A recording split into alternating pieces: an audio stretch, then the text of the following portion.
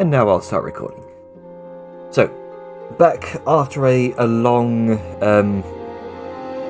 break, long winter break. So, after slaying Crothis and joining the Hunter's Keep, the Black Hand have been experiencing some much-needed downtime during the week before the coming Trial of Steel, of which they are due to participate in among 7 other teams, fighting against wave after wave of creatures of increasing ferocity, a gauntlet, if you will. You met up with some familiar faces, those of Arngrim and Zerth, 2 former party members, and after a bit of drinking, things turned melancholy, and Arngrim wandered off into the streets. You all returned home drunk and began the next day discussing people's integration into Black Hand. Stop, go away. As usual, there was some hemming and hawing, and the topic moved on to a private discussion between Saoyun and Siren regarding a certain black book of disease, rumoured to have once been the cause of the Jade Storm that occurred long ago when in the hands of one Suto Bloodfang, an event that destroyed the Temple of the Celestial Dragon and left large swathes of sea and forest around the shockwave's epicenter petrified and turned to stone and jade. The book's whereabouts now only Saoyun knows, with her military background, and refused to give Siren its location. Regardless, with Siren thoroughly frustrated, many decided to go their separate ways and do other things, such as buying some fancy clothes from a rather peculiar-looking human gentleman and his goblin assistant. You eventually settled on a custom order reminiscent of some of Grunker's more homely attire. What that looks like remains to be seen. Balthazar and Siren went on to establish a meeting with the High King of the Silver Kingdom, and all of Dwarvenkind, a lofty goal indeed, but with some helpful persuasion rolls, the message of urgency with Nogdor's skull, and a helpful zone of truth from High Priestess Ilara Onyxoth of the Cathedral of the Mountain King. An audience with the king was established. A day and time was left ambiguous. Most likely you would be found and escorted. Regardless, upon returning to your various businesses, you meet back at the Golden Lodge and now have time to think about preparation for the trial and the audience with the king over the next few days. So, Black Hand, what are your plans? Jenna, if I recall, I may be wrong about this, but memory and all that, we were going to sort of expedite the prep process, I think? Yes. More than just saying what we were doing kind of thing? Yes, so what are you doing in the meantime? To what are your plans over the next few days? Is what I'm asking. I'm gonna finish the shield. Okay. How many days is it again? Right. Let's see. Bring up the calendar. It's at the end of the month. Starting from today, the 24th of Furbas. It's 1, 2, 3, 4, 5 days, including the rest of today. Right. So I remember being deceptively short amount of time. Okay, I'm going to do these rolls now, just so I can get them out of the way, and everyone else can do. It's 5 days.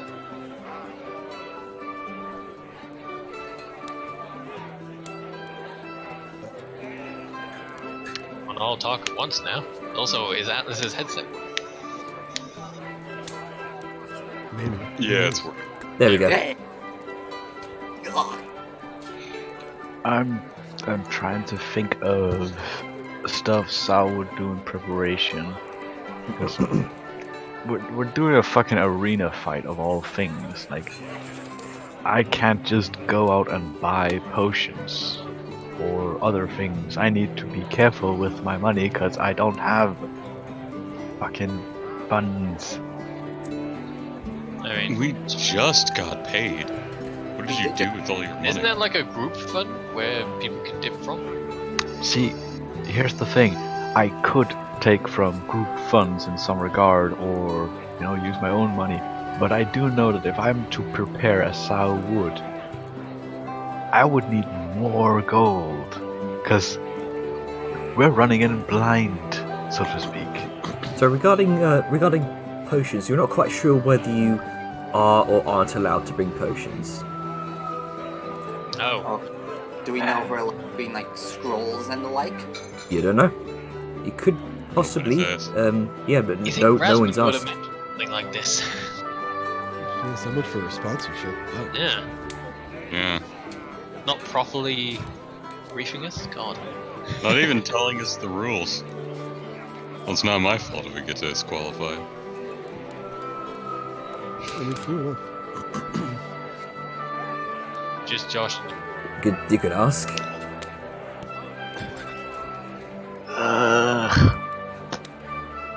Where is she? Is the question. How can we ask if she's not? Just ask the innkeeper. Apparently, he has like a line to her or something.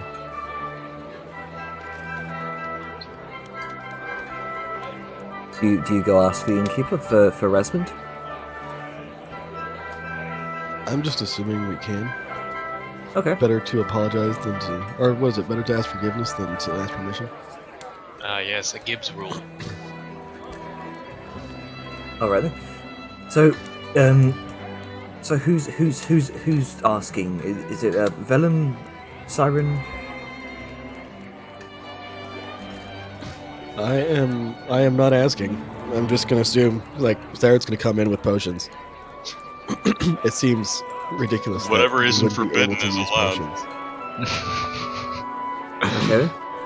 I would normally. How many of which potions? Siren has 2 regular potions of healing. I Oh, don't know. you've already got them on you. You're not buying new ones, yeah. Yeah, Siren, like, we've found potions before, and plus Neural's handed them out a few times. Okay. Holy shit.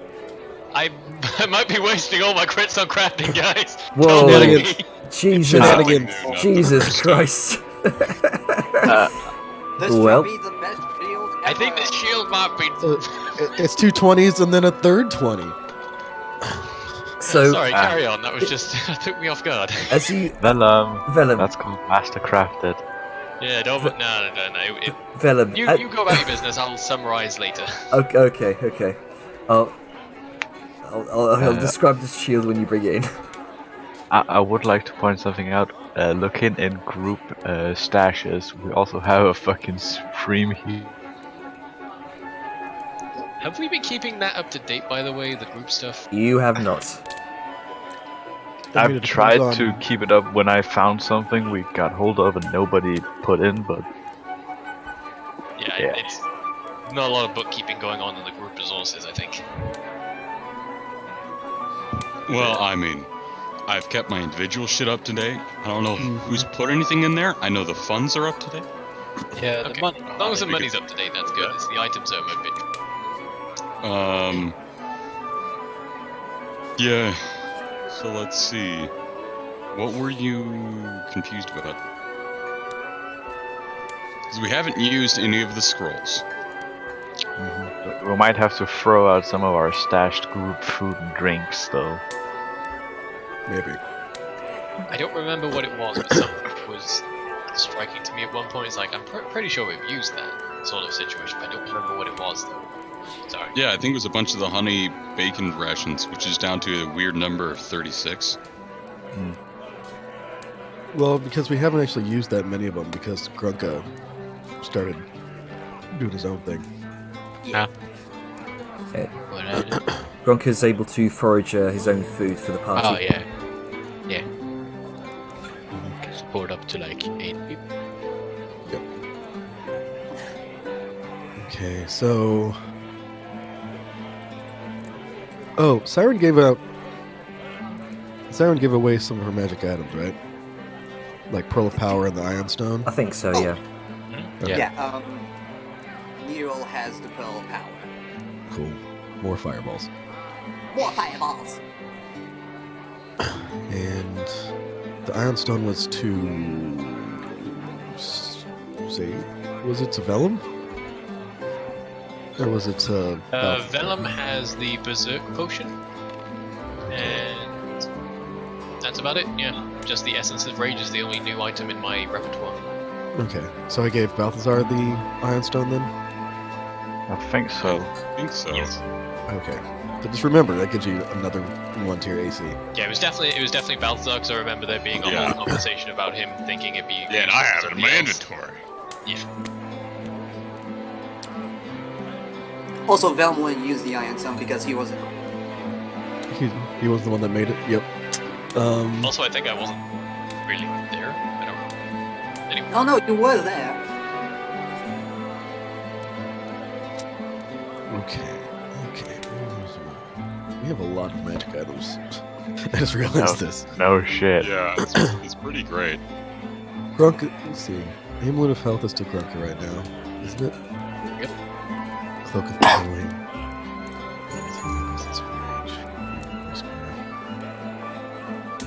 I think Cold Snap is the one Sal got. The whip.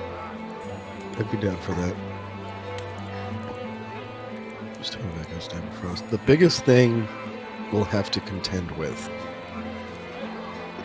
just looking forward to the fight, is the fucking King Troll, or whatever the fuck it's called. If meet him. Diatrope. The weird. I mean, we'll Not probably meet him. You know, I'm just hedging my bets here. But if we do, Siren's going to be spending a lot of time casting Chill Touch. So just keep that in mind. She's going to throw down probably... And I'm guessing, like, this is just pre-fight strategy meeting between characters. Yeah. Probably going to be throwing down something like... Forsaken Radiance or Slow, just something to limit what the thing can do. Yeah. Well, shit, I can't actually use the whip. The whip is a martial weapon and I don't have the proficiency for it. Yeah. I was thinking about the whip too, but I couldn't use it. I mean, we also have the Dagger of Venom. I have staff.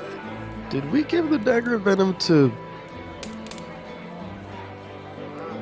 What's his name? Bling? No, Blink? Blim. Clem. There you go. I don't Yeah. think I so. think so. Okay.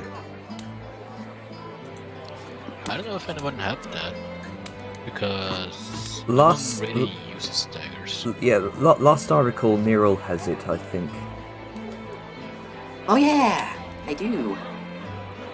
Just because I'm really the only one who would benefit most from it because I can't use sword or gun. True. And plus Sneaky Kobold stabs you. True. Long Sword of Lesser Dragon Slaying, that's one we also don't have. Yeah, because Liska took that to... Mm-hmm. Yeah, let's go pick that one. We need to clear out the fucking list we have. Ornate Brass Rifle Stand. Yes. Gee, I wonder who has it. I technically have that one.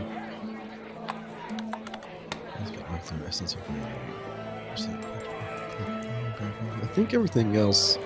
Mind Shielding, Balthazar has. Water Walking, nobody has. Who had the buckler? I actually have an idea. Janner, Yes. if you will allow this, how about under the magic item tab, you add in additional tab called party items, which we have on us, and then we can, Like equipped items. yeah, and then A series of drop downs just to make sure. Okay. Yeah. I'll sort that out after this session. Could Yeah. be useful. We have Yeah. In the we- meantime, underneath the bio, you'll know that you have an allies and organizations, additional features and traits, and you also have like treasure. In the additional features and traits, I have my attuned items.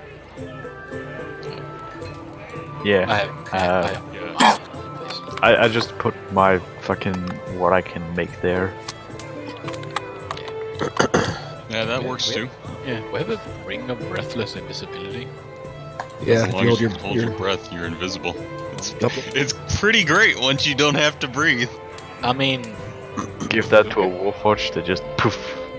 Gurkha can hold his breath for a long time. Especially now. true. Give it to one of Siren's undead. That would be interesting. Where did I put that skeleton? God damn it. I'm sure it's around here somewhere. So Gurkha can hold his breath for 5 minutes. It's 1 plus your con mod minutes. Yeah, so 5 minutes. It's a long time. It is. It's heroic levels. That's Tom Cruise levels of breath holding. Apparently, we also have a fucking cloak of I want to disappear called Shadow Ward. Yeah, I think Siren has that. Yes, that's Sirens. Fuck you. I'm sorry, did you kill a vampire for it? Didn't think so. No, but it just sort of popped up on the list. I didn't see it before. We didn't get noticed of it before. Yeah, because Siren hasn't told you yet. You just seen her wearing like what looks like flowing shadow. Ugh. Fuck you.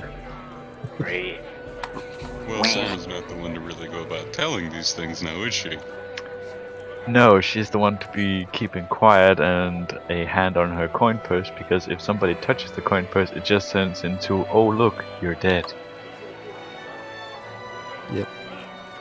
I think water walking didn't. Yeah, that's basically it. Yeah, didn't Nero have water walking? I thought Nero had Staff of Frost, I had the Staff of You hit the Frost. Staff of Frost. which is really good. Yeah, it's a good staff. Yeah, because Like if I didn't have to get rid of my wand of course explosions to use it, I would totally want to use that. I think didn't we have a thing where we were going into the sewers and we were like we had the water walking ring, but we decided not to use it because it would be easier or safer. I don't fucking know. Something. I don't remember.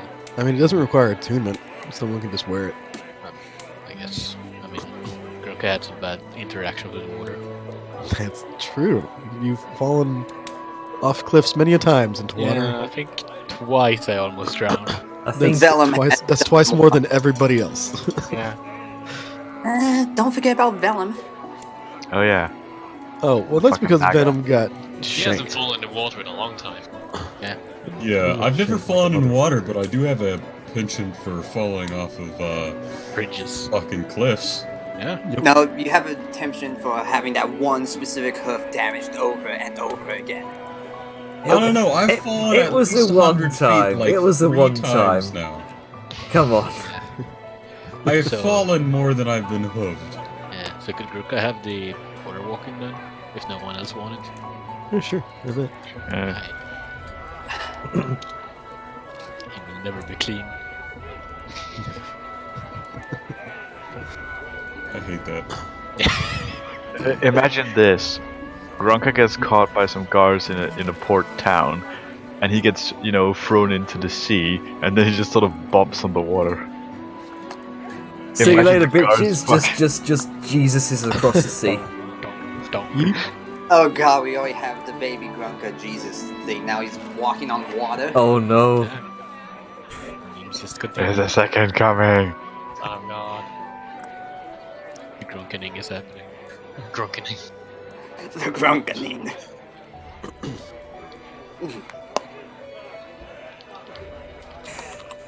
So, All right.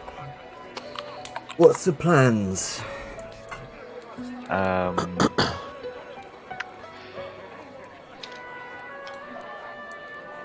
Plan is you need to fucking learn the message cantrip. 'Cause this is annoying. You have magic earrings for free that you get to do message with. Yeah, but a certain humanoid sponsor doesn't have those. Want me to make another pair of fucking sending stones? I mean, I'd have to meet her anyway to get it, but to give her one. I love the way the sending stones look. Fucking know. PogChamp. You've not asked for her, so That's true. We have the other way. Do we have both the sending stone, or does someone have the other one? I know I have one. I don't know who has the other one.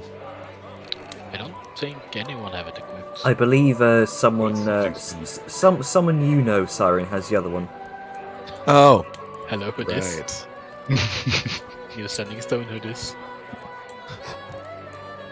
That is correct. Right, so it's a siren thing, not a party thing. Yep.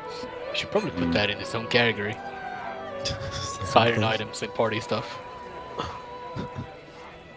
Right. So, and then just to, man, I swear, like there should be a fucking pamphlet for this goddamn fight. You think there fucking would be? So, quick question, and this is just to refresh my memory. Yes. This is a big event, right? This is it's a a- sanctioned It's because the king shows up, so it's obviously not illegal.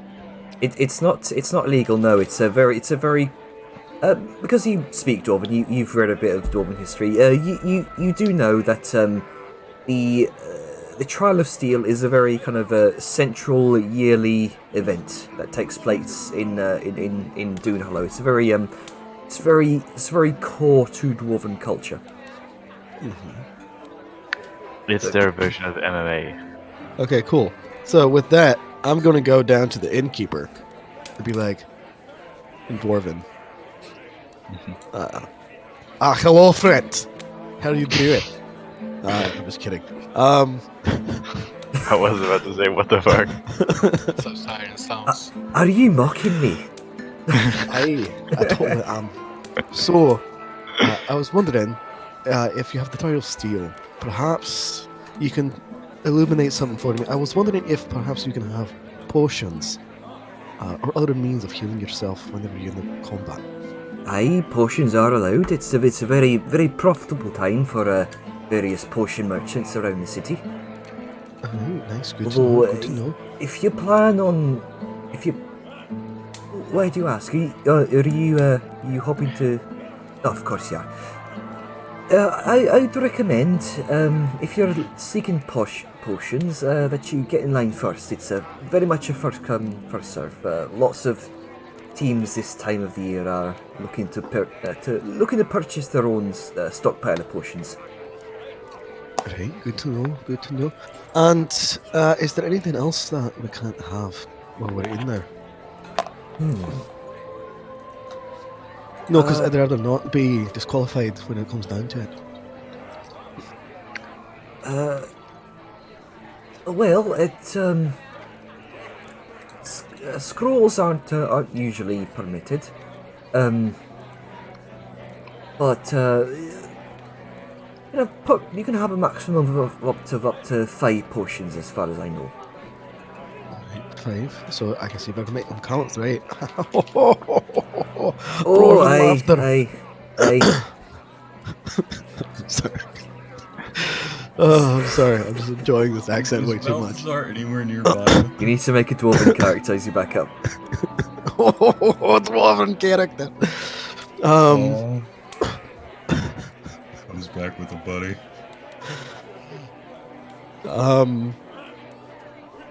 So five potions. And as far as I know, as regarding interaction between the teams, not usually. It's not against the rules, but there are certain methods to make sure that no teams interact with each other just before they fight. It's just so there's no shady business, no shady dealings made between the teams. Aye. So let's see. Potions. First come, first serve. Get them fast if you can. About 5 maximum. Have to make them count. Scrolls. You said not usually permitted, but No, not usually What- permitted. what exactly? It sounds like a bit of wiggle room, my friend. Maximum number of scrolls you can have would be 2, and that would be of the lower the lower level commonality. Aye. So nothing big and crazy. I gotcha. No. All right. Sudden media swarm. Yeah, really. Well, we're in a mountain. I don't know how meters That's work well in a that's not mountain. going to happen. Unless you can wrench giant chunks from the ceiling, and that might cause some stability issues with the cabin.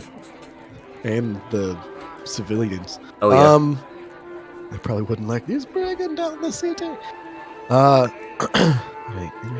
games. Anything else you have that, I know what I've been talking about rules, but is there anything else you have, like...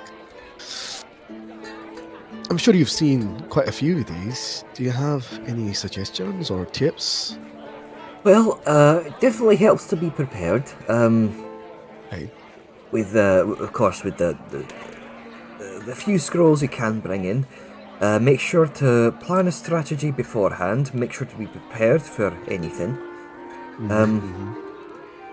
I'm not a fighter myself. I can't tell you too much. Beyond that, I've never. As much as it's tempting, I'm not an arena fighter myself. Oh no, it's understandable. You have a very lucrative business here. I don't think you'd want to put that on the line. No. But I certainly wish you luck. There's a lot of skilled competitors this year. It certainly, I've met a few of them. I certainly think so. Well, those heart be with you.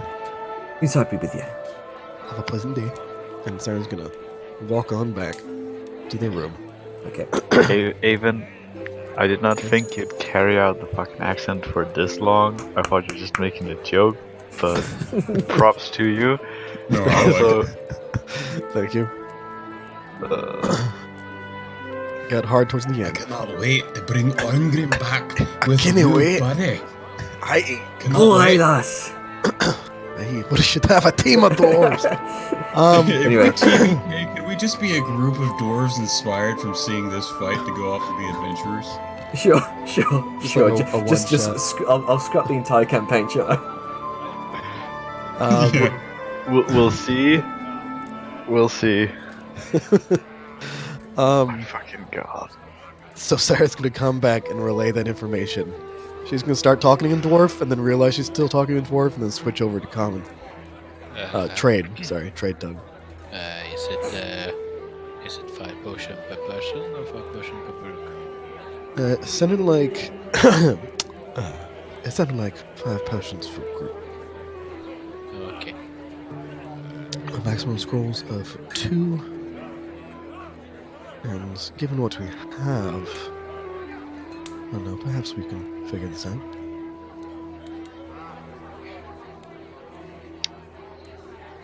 Perhaps.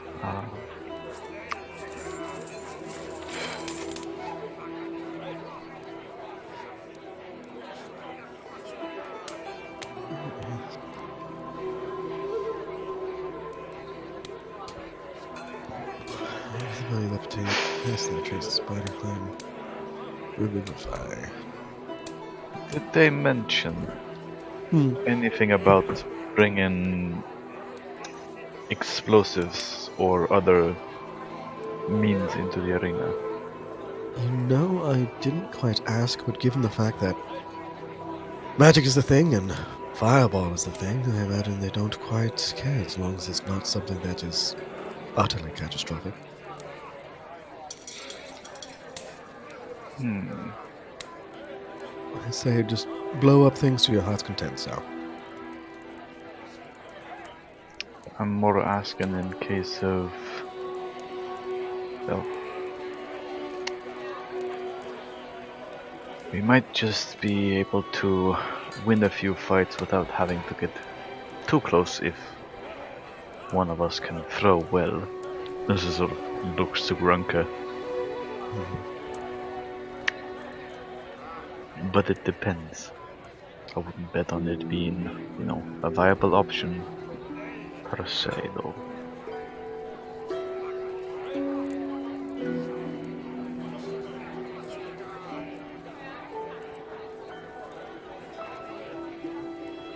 Well.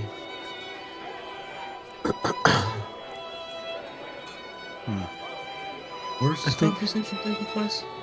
Back in the room. Yeah, back in the Golden Lodge. Okay, I don't know if I'm around. Well, I'm just getting some context. whereabouts are you, Balthazar? Depending upon the time, probably in his room, Okay. unless he gets called out for something. I imagine this. I feel like this would probably be like late morning, midday kind of time. Group meeting. I'll say I'll Unless join you're it. still be in your room. Sleeping in as per usual. Balthazar's lazy. That's what you say. Imagine that this is all going to take place within the span of 5 days. So time is a bit fluid here. You can prepare how you want, buy what you want, organize through your items as you want, that sort of thing. So, how do you feel about getting like a steel net or something? Steel Chain net? chain Yeah, net. bonus or something. Bowlers, okay. It's something. Oh yes, just in yes, case there's we discussed bowlers. Yeah, just in case there's That or big I fly. think possibly a hooked net for something flying. I think I can handle the flying. Then I am fine with that. Well, keeping something flying on the ground is normally pretty good. Mm-hmm. Let's see. I think. Sounds of silence and planning. Yeah, I think I found in a. There we go. Let's use these ones for now. I'll post it in player chat. There you go. So you can I'll say you can definitely find a set of bowlers from where was it? Hammerhome. They do sell bowlers for 2 gold pieces each.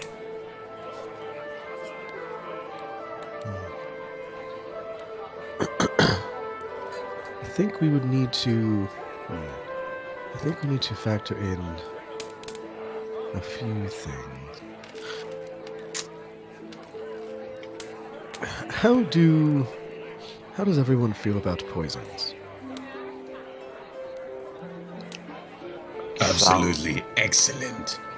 Sao Okay. does a sort of mildly raised brow, like sort of defeated, almost in a way, but just if we must. Well, I just know that usually poison creatures are a lot weaker, a lot less coordinated, and greatly increase our chance of survivability. I mean, Nero herself has a dagger of venom. That, I feel, should be saved for a greater foe, but poison, just in general, not necessarily enough to kill as much as just merely to weaken. Speaking And of then- poisons, do we have anything against poisons towards us? Nothing that I can inherently think of. While I must admit that Balthazar here has shown good promise with his restorative abilities, but I do fear that over the course of the arena fighting, it may not be enough. So, some form of antitoxin, anti-venom would be a preferable thing to have. Would that be something that we would wish in lieu of potions? Because I feel like those would count. Whereas poisons, I feel are their own thing. It depends on your view of the definition. It's Because not my point, not my view, but see, that is the thing. If they specify potions, they likely mean things with a certain effect, like potions of healing, for example, or something that would grant you akin to a magical effect, while antitoxins would be akin to a vial, which, per definition of potion, is not a potion, it's a vial. I mean, So, I feel that's almost semantics, but even then, not necessarily the. is Right, that not your kind. game of choice? Are semantics for the benefit of yourself? No, I understand that. I'm just merely saying No, that works. an anti-venom is a potion in regards that it gives you the benefit of not being poisoned. It gives you a benefit of removing a poisoned condition. That's why I feel that it would be counted amongst potions that we would bring in. Out of character, no, it doesn't. It just gives you advantage on the save. Yes, but in character and not mechanically speaking. Ah, okay, sorry. Something to consider. Cares. Just take this lightly, right? But what does it matter if we do or do not use a poison to fell or weaken a giant beast? It's not like we're killing men.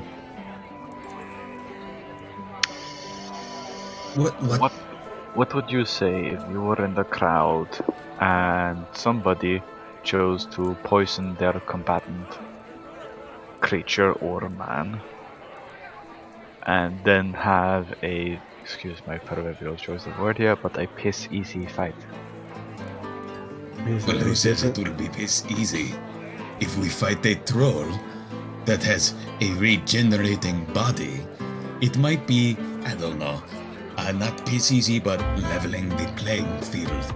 If we, stop it from doing that with a poison. Why is it fair for someone like Nero to be able to sit comfortably in the back and throw explosives? Or you? That doesn't seem very fair. It seems piss easy for you. You see, it's a give and take situation. We have to be cooperative. True.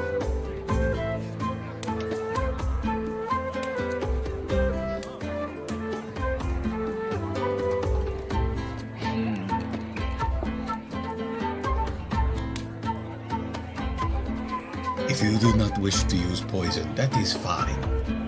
It was not barred, so it is an advantage. Just remember. As he's just kind of point at your chest where you got stabbed. Some people are willing to use every advantage they can against you, even if it is not the honorable thing to do. I am well aware, thank you very much. Smirks. Now, regardless of if we use poisons or not, I do say we keep at least one antitoxin on our preferred potion list. In lieu that Balthazar here would be either unable to reach the person or he runs dry.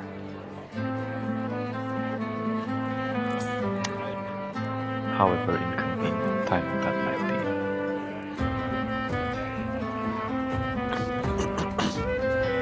be. Oh yes, that's also something that we should keep in mind.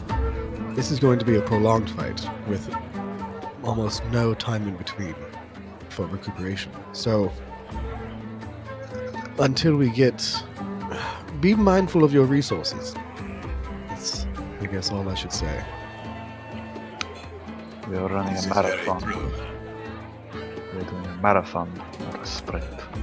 Mm-hmm. Just remember, I have one scroll. The second scroll is in the bag. So try not to die. You don't want to owe me a debt. If I owe you a debt, I might just end up killing you to relieve me of it, but regardless. He's going to smirk, just the most condescending look. He's gonna glance over to Nero, and then slowly look back to you. You glance to the empty space where Nero normally stands. Nero is fast asleep. Hungover. Then I will glance to the room that you two share.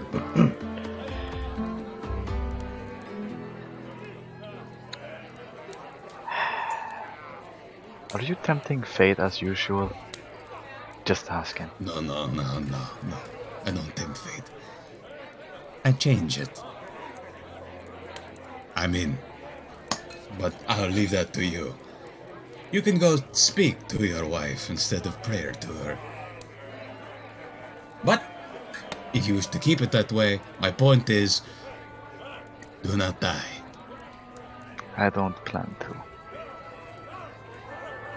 That goes for everybody. Even you, Grunka. Yeah. In fact, I'm the least worried about you, Grunka. Yeah. But Hello. Well said. yeah. But if I do go down, then you know. get Actually, back that's a up. good question. I've been assuming. Show of hands. If you die, who does not want to come back from my hand? Huh? As he kind of raises up his hands and look. I do believe the only one here is you, technically, since you would not be able to revive yourself, even though your ego might still live on. That's not a worry. He just takes his black hand and snaps his finger. Not a worry.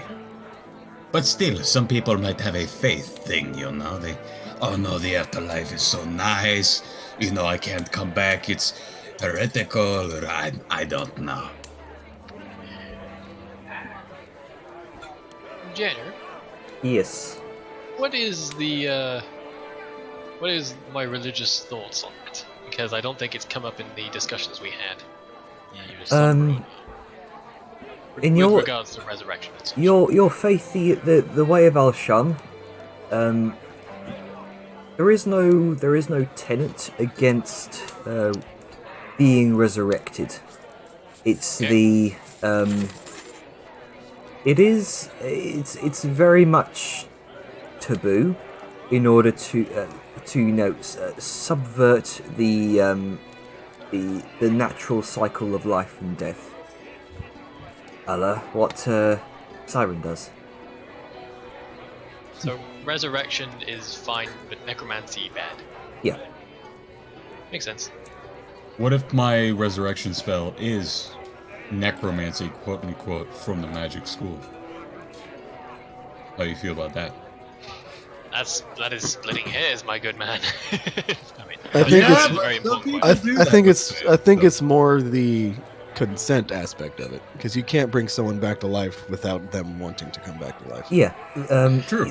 Which Which is why Balthazar is asking now, so he doesn't fucking waste a scroll Yeah. for somebody's like, You- I'm gonna chill here. Yeah, I feel like it. You would Yeah, I'm afraid. Yeah, you know? I think I'll just die. you would This heaven thing's pretty cool. you would know this, Siren. The way that necromancy and resurrection works and differs from one another is when someone passes through into the gate of mortality, their spirit drifts from one endless plane to another, which signifies the transition to whatever afterlife awaits them. Resurrection is when someone is brought back willingly. The spirit is sort of connected with a spiritual umbilical cord. Leaving the afterlife the same way they came in, through nude and with some semblance of an umbilical cord from them or whatever. And the way that resurrection happens, true resurrection, is when they are brought back willingly. If they are brought back unwillingly, then necromancy happens, and the soul is trapped within a husk of a body. Nice. I mean, oh no. What the fuck, Vellum? That's too many natural 20s. I'm just making spears! Those are the best spears this world has ever seen. It's good we didn't do masterwork for that, because that would have been a nightmare to figure out, but I've got some spears now for ranged, hooray! You are wasting all of these nat 20s. I'm scared. I am scared. First Anyway, attack. sorry, I keep derailing things with my ridiculous fucking rolls. Local man, too fucking craftsman to stop. Literally too angry to die instantly. And anyway. Yes, sorry, proceed. But yeah, that's how you know that the difference between resurrection and necromancy, Siren. Cool. Okay. Christ almighty.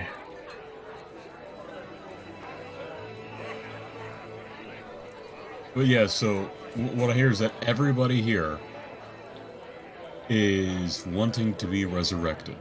Yes. And they're fine with Balthazar being the one to do it. As far as He's Vellum is kind of aware, the he only agrees. one that can. Did anybody object? Okay, good to know. Like we have a choice. I mean, you do. No, you That's have a what this whole choice. conversation You was know, about. I can cast a spell, it can work, and you can be like, nah. And then my scroll's fucking gone. Yeah, it's happened. Yep. I've seen it Yeah. happen too. Good question. Can you throw a spear two-handed, or is it one-handed when thrown? It's one-handed when thrown. Okay. That would be. Look, it's That would be the most when I like dragged end over spear end. over, Like, it how gave does me that work? Two fucking macros. I'm not even sure which one I was using. Great End weapon over master. end. Great weapon master, my thrown weapon.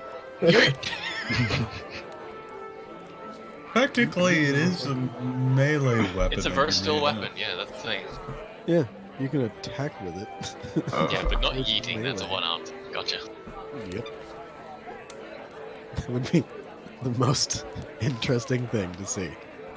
Like those two-handed overhead axe throws. Yeah, with- Yeah, like I'm exactly saying, the just motion I just end over was end. doing. Yeah. It's like, Vellum? I don't use those, and even I know that's not how you throw them. if it works. It's more. I don't think you're doing that right. Crits. Okay.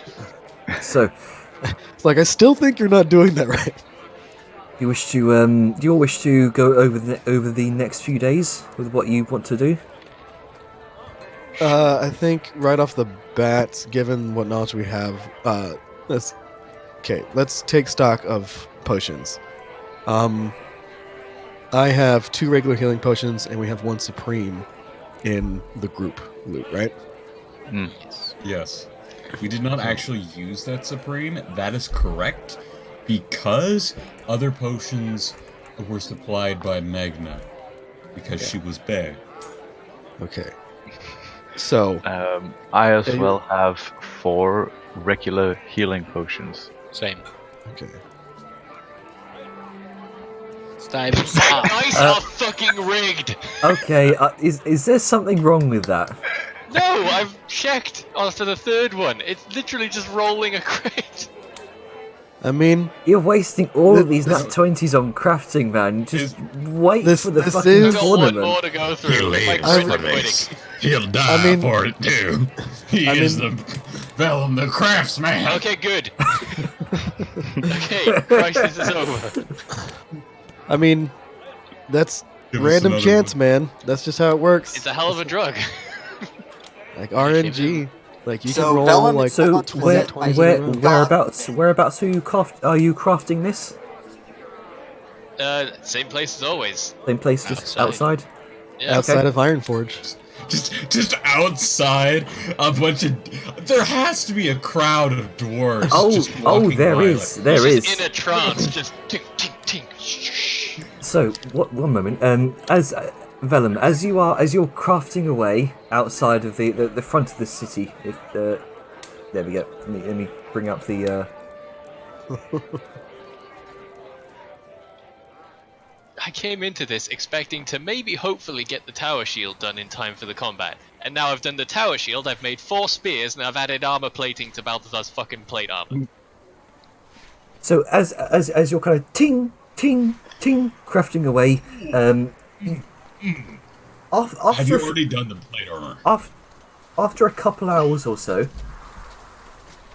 there is a large crowd of dwarves kind of gathered around you, about 20, 30 or so.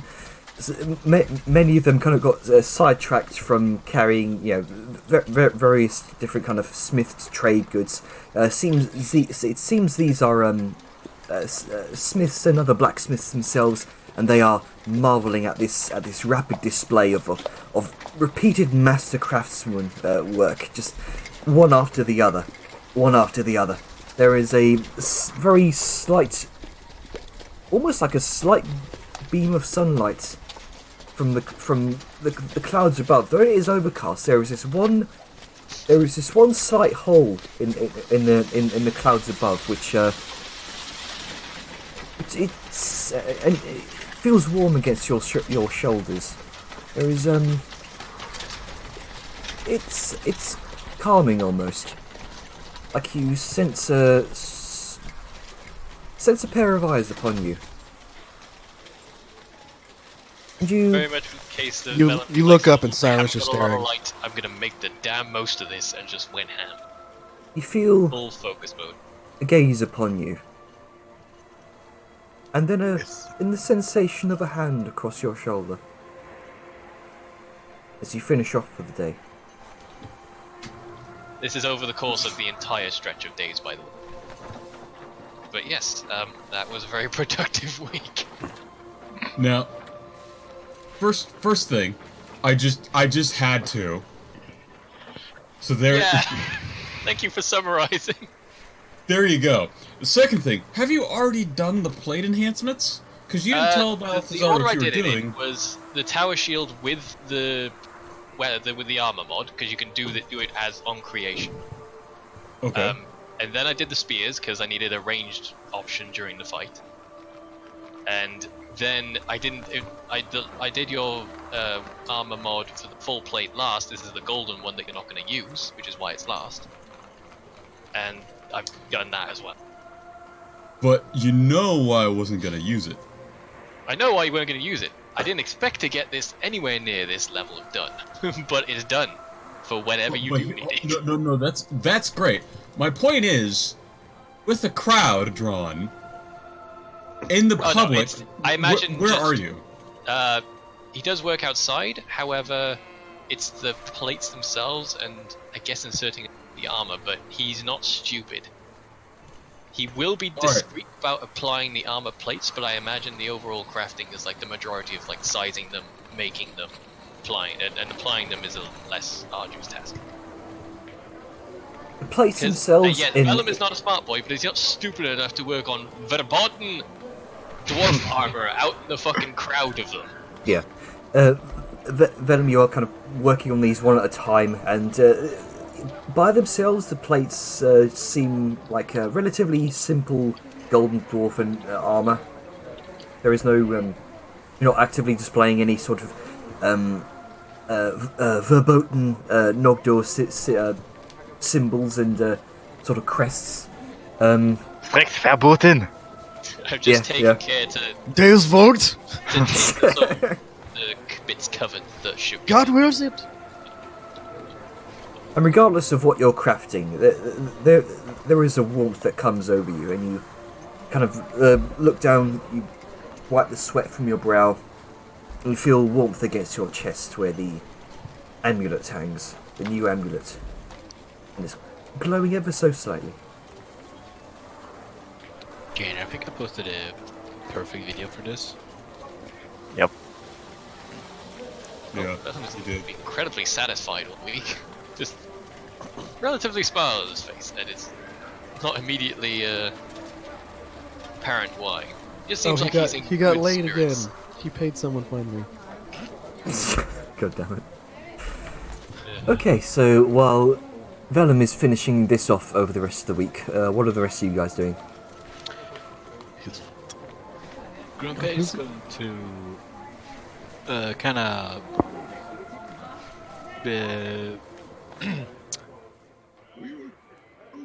it's gonna like just kind of walk up to Balthazar when there's just the two of them, and it's gonna say so with the whole restoration bringing back life thing. Atlas. Atlas is muted. Oh shit. He's muted and deafened now. Oh no. I don't know what's going on.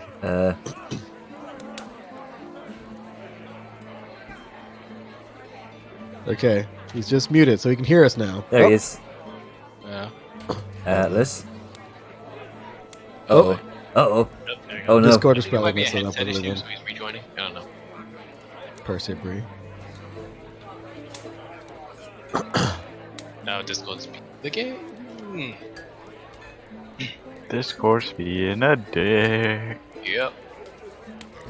Hello. Hello? Welcome Hello, back. hello. We can hear you.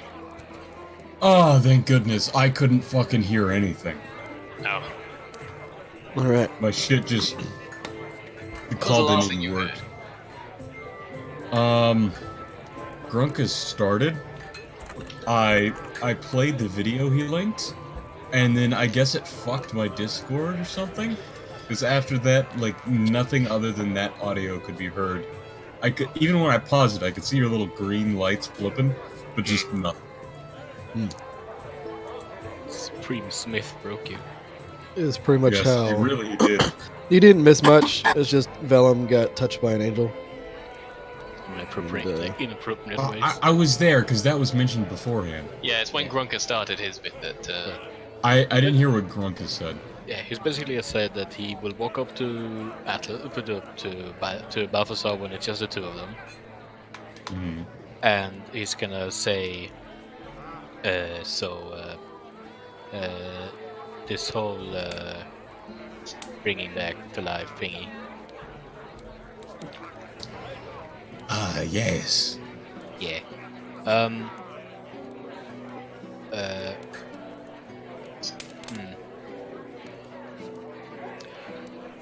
So What is it, Grunka? Grunka's gonna look around a bit and see that there's no one else. So he's gonna take his backpack and he's gonna take out the two stone arms that he have. Thunk.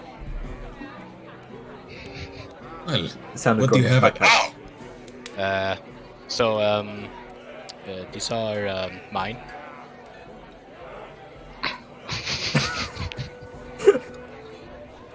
Balthazar's mouth is just opening. He holds up a finger to speak, and his jaw closes and opens and closes a few times. And he just lowers his hands and leans back, leaves his fingers by his chest. You get it. Go on. So when I drank a potion, the funny one, and gave me 2 more arm, and then they fell off. And well, when we die, we become stone.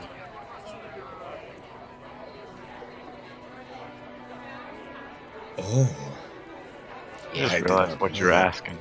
So if I do become stone, then at least try.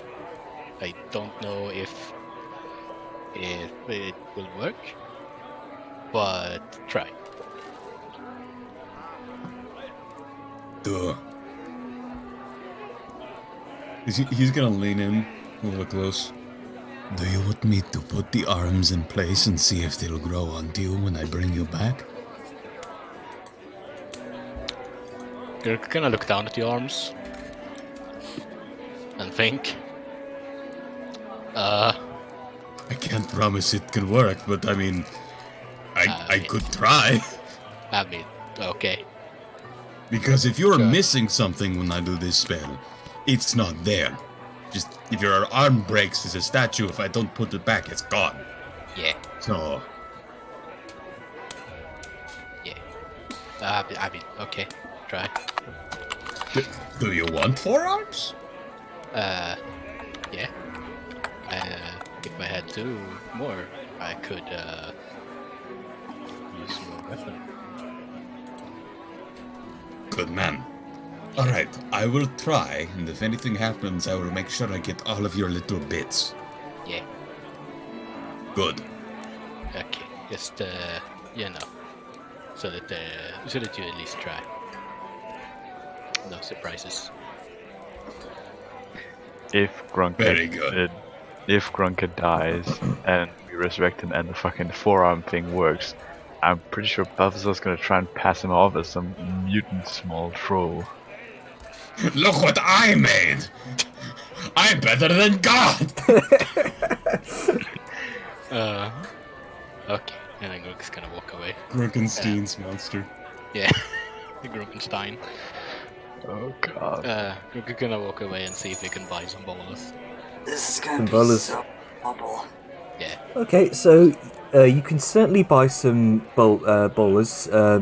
Hammerhome does sell bowlers for 2 gold apiece, and he has about 3 in stock. Right. 3. Grook's gonna buy all 3. All right, mark off 6 gold off of your total gold there. You now have 3 bowlers. 3 sets of bowlers rather. I believe antitoxin was also mentioned. Would you like to get some of that? Okay. So, poison itself is not. It's not available on, above the table markets. It's very much a black market trade. However, antitoxin is legal. It's widely available, and you do find some in. Let's see here.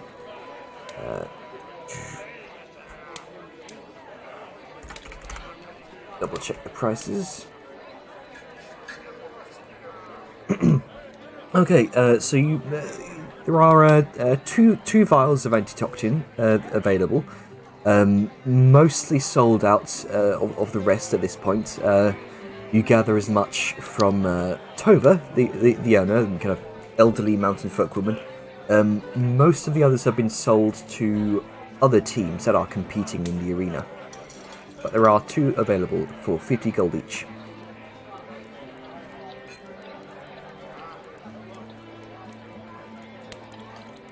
Would you like to purchase both or just one?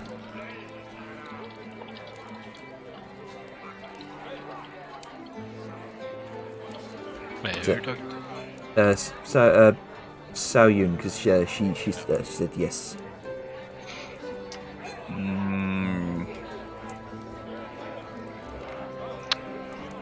Yes, because I'll purchase both, because in the event we don't use them in the arena fight, we have them. Okay. So But mark they're off. still good to have. Yeah. Mark off 100 gold for 2 vials of antitoxin. Gives you Will do. advantage on saving throws against poison for 1 hour. And no benefit to undead or constructs.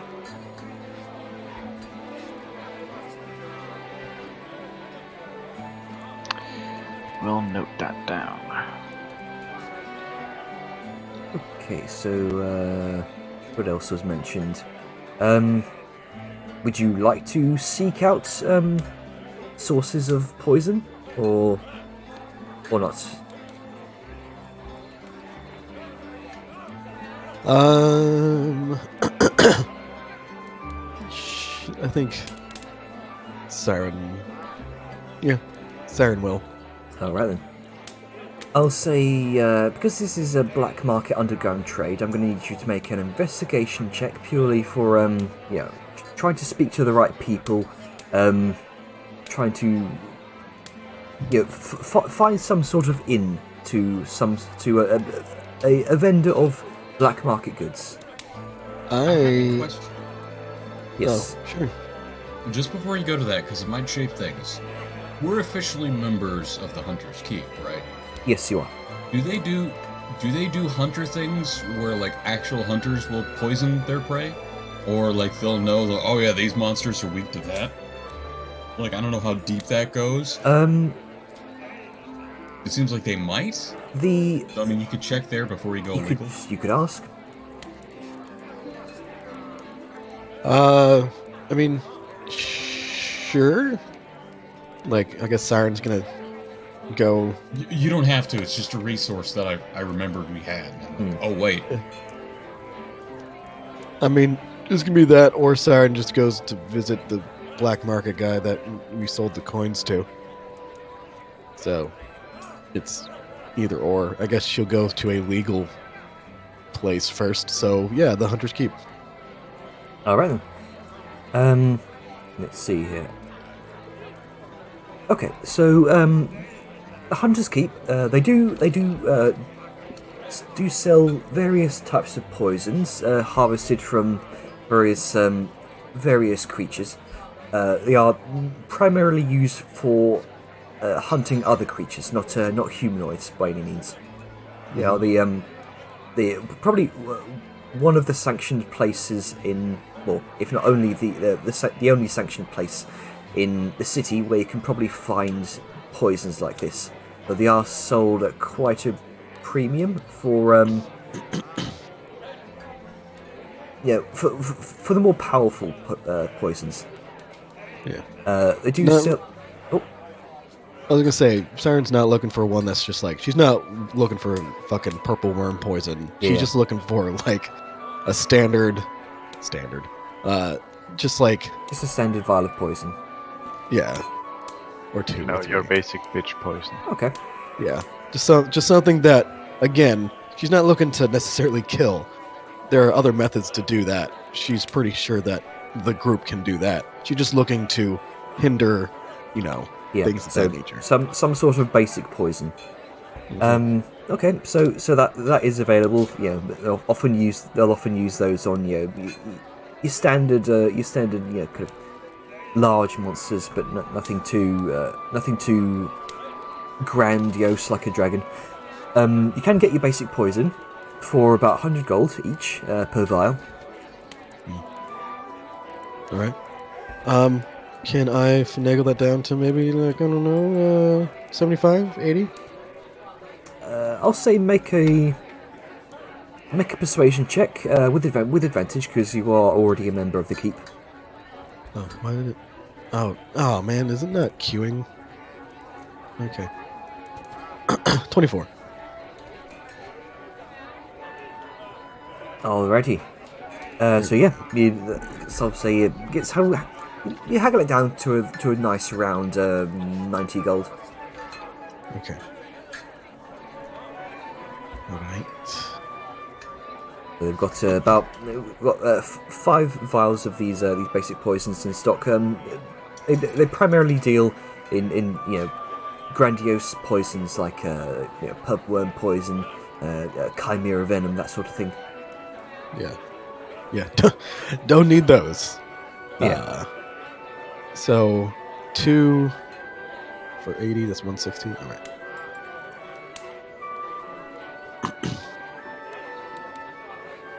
Okay. Cool.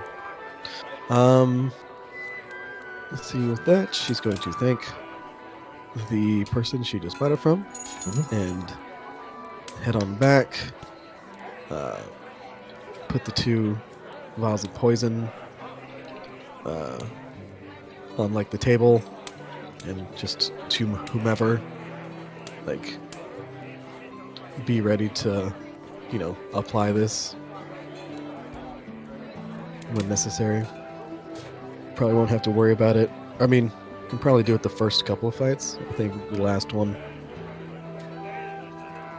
will require perhaps something a bit more, I don't know, impressive. Okay. So, you've got a couple more days left. Who wants to do anything within this couple of days? I'm gonna wake up Nero and check that she's still breathing. Alcohol poisoning. Neil, Yeah, do you knick-knack. do you Oh, no. choose? Do you wake up? That's know. nothing. Nah. Here we go. Ooh, Gross. you were Finally awake. does. Yeah. And being awake, she'll head out and see where the hell everyone went. And see if how long she was asleep for. Well, Sao is there, looking at her, sort of mildly worried. Oh, hello, Sal. You've been sleeping for almost 2 full days. Huh. Yeah, that may be a sign to not drink as much. Yeah, that's probably a good idea. Now, seeing as you don't actually end up sleeping every day away until the arena fight, do you have anything you want to prepare beforehand? The arena? Oh, right. That's a thing. And she'll like rub the sides of her heads. Yeah, actually, I do have a idea, and I actually kind of need your help for it as well. Do go on. When I was learning alchemy, some people mentioned like a kind of like a glass vial that when you throw at stuff it explodes. I've never been able to make one myself. I was wondering if you had any idea. Make an intelligence check, Saoyun, to see if you've actually heard of this before. Check or save? Check. Just plain or... This is less of a magic thing, so this wouldn't be Arcana. Just straight intelligence check. Nah. Maybe history? Oh no. Nope. It's not very high, do you see? You've heard about it before, but you're not sure how to make it. It does ring some bells, but never been something I've looked into, so... I asked, seeing as it kind of involves filling a little glass vial with like 30 ounces of the thing you use for your gun. From Black what powdery stuff. from what she describes, it sounds like a miniature powder keg combined with alchemist's fire. I think you have something right, but I also think you have something wrong. It wouldn't be black powder. Might have been... I do know some metals do react with various things, but... It hasn't been something I've explored besides, well, black powder. Huh. I do know on some occasions I've seen people mix in bits of iron, only in small quantities, to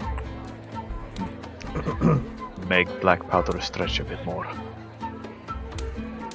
Huh. Usually they don't tend to end up well, but good in a pinch if you need more quantity.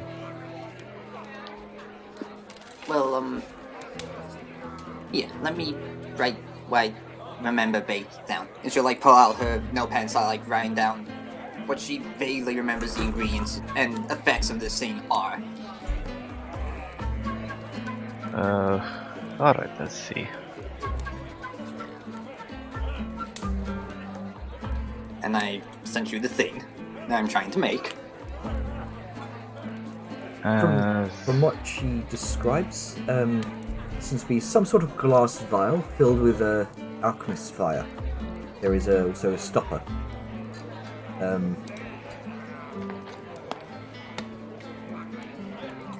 And there is lots of other mechanics in this that may make this a bit more complex to create than you would your normal kind of basic powder kick trap, as you attempted during the fight with Chrysis.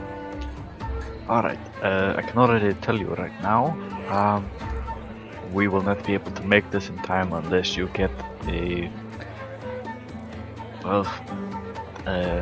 someone with a great deal of skill in glass blowing, but even then you might only be able to have one made. Not to mention, safety issues. Safety issues? Let me make this about as simple as I can. If one of these breaks, either during the process of making or while you're carrying it, guess the result. Fireball? Yes, centered on you. Ooh. Now, I like the concept of it, but it's touchy. Well, is there a way we can see if we can make like a dummy one? See if we can do it without blowing ourselves up? Making a dummy version should be easy, but the question is, well, why do you want to?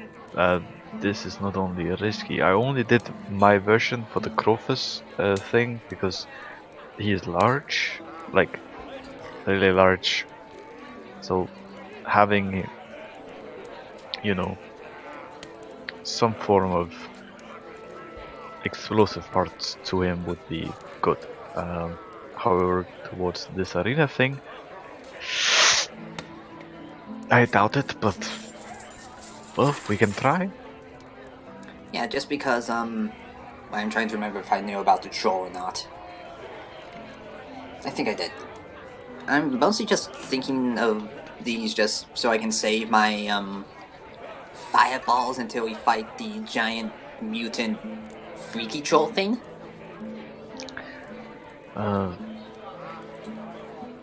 Again, it is unsure if we will meet him. You know, might be another team, but To be honest, we don't know what we'll be fighting. true. Either way, do you want to? I mean, I'll gladly assist you as much as I can. I would at least like to try to make at least one. Maybe we can give Grunker something. He seems to be... Is Grunker here? I need to ask him if he's good at throwing things.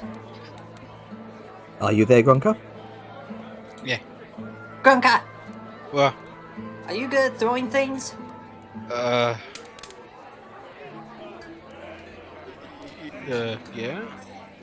Okay, good. So he's good at throwing things.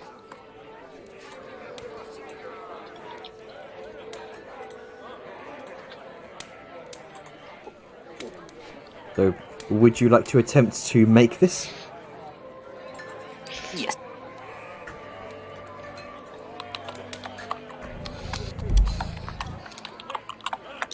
Zayn? Yes, sorry, I was just a bit preoccupied with thinking what the hell Neural sent me. It was an accident. Wrong person. Alright. Alright, so, you're both working on this. You would need specialized place to make such a contraption. You can Which is why I recommended we go out and find a glass blower for this, because as much as Sao would like to try it, she's not touching that with a 10-foot pole. Okay. Yeah. Actually, with her hands. Specialized glass blower. Okay, Sayun, you're leading the charge here. I would like you to make an investigation check. Yeah. You want investigation, right? Investigation. Seeing as I'm there, can I offer the aid? Yeah, you can. You're certainly involving yourself in this, so I'll give you advantage on this investigation. Alright, then I'll roll again. Yep. Roll again. 17. Much Now much I better. wonder why I'm getting low rolls. I do wonder, Bellum. I do Clearly, I'm wonder. absorbing all of Yeah. the luck. Yes. Anyway, So, you do find a place called Gundren's Glass and Vials. He is sort of it's a sort of a niche place within the Bronze Quarter, and he only seems to do various kind of ornate looking vases of glass. These very beautiful looking small tiny sculptures of glass. Very skilled glass blower, looks like. And let's see. This would probably take half the day to do. This is very sort of small and finicky sort of specialized vial that you want to create here. However, spending half the day to do that, and you could attempt the other half of the day to successfully successfully complete the alchemist's grenade. And his services. try, I guess. Yeah. This will give you one attempt. This is a fairly powerful item, equivalent to that Oh, of trust me, I'm of well a aware. fireball. I'm just worried that it's specified in its description. This is made of glass, all of Yes. it. Let's see. His services for this ornate tiny vial would cost you approximately 200 gold.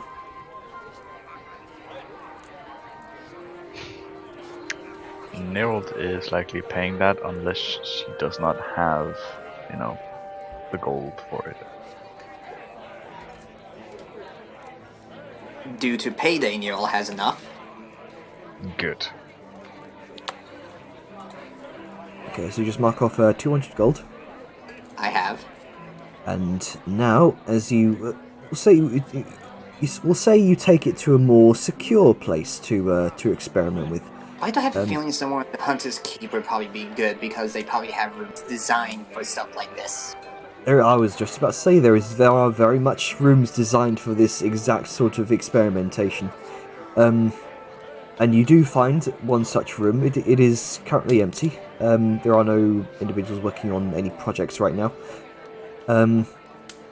So, Sayun, I would like you to make a Tinker's check with advantage. And that would be with dexterity. As Neril is also helping. Let me just change the attribute. Alright. Thank fuck for expertise. 24. Okay, so after a good long few hours of this, kind of sweating by the fire, trying to scrape away any sort of imperfections in the vial, attempting to connect the sort of small glass cube, trying to find the right stopper, trying to squeak it in real tight in there, trying to find the probably the densest packing of gunpowder you can find, and the most refined of the powder of what you have on you at all times. You take a moment and kind of delicately put the final touches on it. Hold your breath.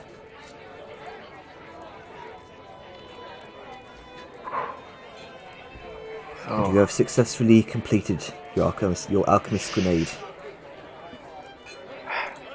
Best not to shake it. Nero, Yeah? 2 words of warning. Do not shake. Do not drop. We clear? So I may not be some fancy gunsmithing orc, but I'm not stupid. We No, should probably tell Grunka though when we hand it to him. but you're small. This thing would likely just cover you in fire if it goes off. So, Well, if we may, right, it would cover you too. I am less worried about me. I'm more worried about you. Funny how that works. Anywho, we should probably get back, unless you want to try and make another one. No, I have had enough fucking breath holding for today. Okay, we'll do some tomorrow then. Yeah, we'll see. So, Neo will take the alchemist bomb and gingerly put it into one of her more secure packs in her alchemy toolkit. Okay. The one that's designed for glass and stuff. Minimize the risk of it exploding. So, as you all make your way back to the Golden Lodge Inn, anything else anyone wants to do? I'm saying this now. This is over the course of the Um, entire few days. Yep. This is everything. Yeah, this is everything you want to. Well, I did post what I wanted to do, but everyone's been doing their thing. what did you want to do? Sorry. My goal is to begin a serious investigation of the rival teams and what creatures we actually plan to face. Okay, So then. we actually have something, planned for. Serious investigation of it. Okay, I'll say go ahead and make your investigation check. Oh no, I'm not good at those. You said investigation, you're rolling investigation. Well, I mean, it's technically that. Foisted by I was your gonna own- ask around. You're still What? asking, so 12. Well, Okay, 13 minus 1. so, Because I'm not very bright. you do get a bit more details and the names of the other teams. Mostly it's from what Varish has already told you regarding the Red Crew. Apparently the Red Crew themselves they hail kind of all the way from Fortress Croth in Ragnarok in the Dominion of Torment. And apparently they were kind of brought together through the trial of Flame and Fire, kind of through the act of being Dragon Slayers themselves. They slew the twin dragon sisters of Pyronis and Obsidis, two daughters of an ancient red dragon called Magmorn, the Burning Death. What group was this? What are they called? The Red Crew. fitting.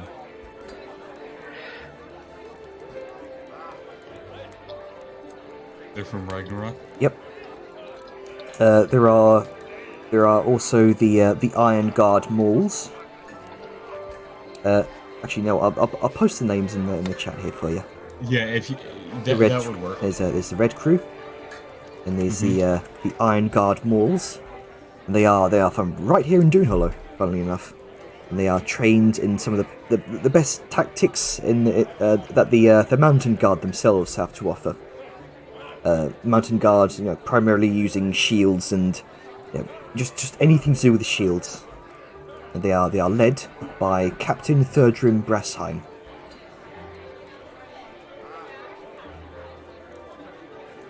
And apparently they were last year's reigning champions.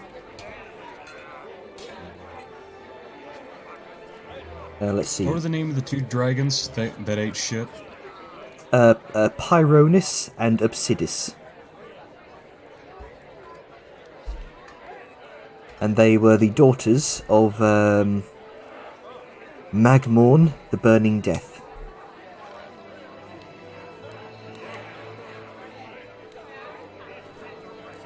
Man, that's metal. Okay. Let's see. The third team to be competing are the Northern Slayers. They are all the way from Vaskir. They are very little is known about them, other than with a 12 investigation. Other than that, they do battle on the daily. True kind of Norse hunters to honor their ancestors. That's all you really know about them with the 12. Let's see. The Rustic Stewards are another. They are a fresher name to the adventuring scene. They come all the way from Dunmerrill, which is considered the breadbasket of Mayland. They are very much. Previously, they were farmers and other kind of humble folk who were driven to the adventuring life. But that's all you really know. Again, with a 12. That's still significantly better than average for me. Yeah. Let's see. There is also the Ravenfall Guild. And they come all the way from Ensreach in the Commonwealth. They're apparently they're a secretive guild of Night Stalkers who find themselves kind of running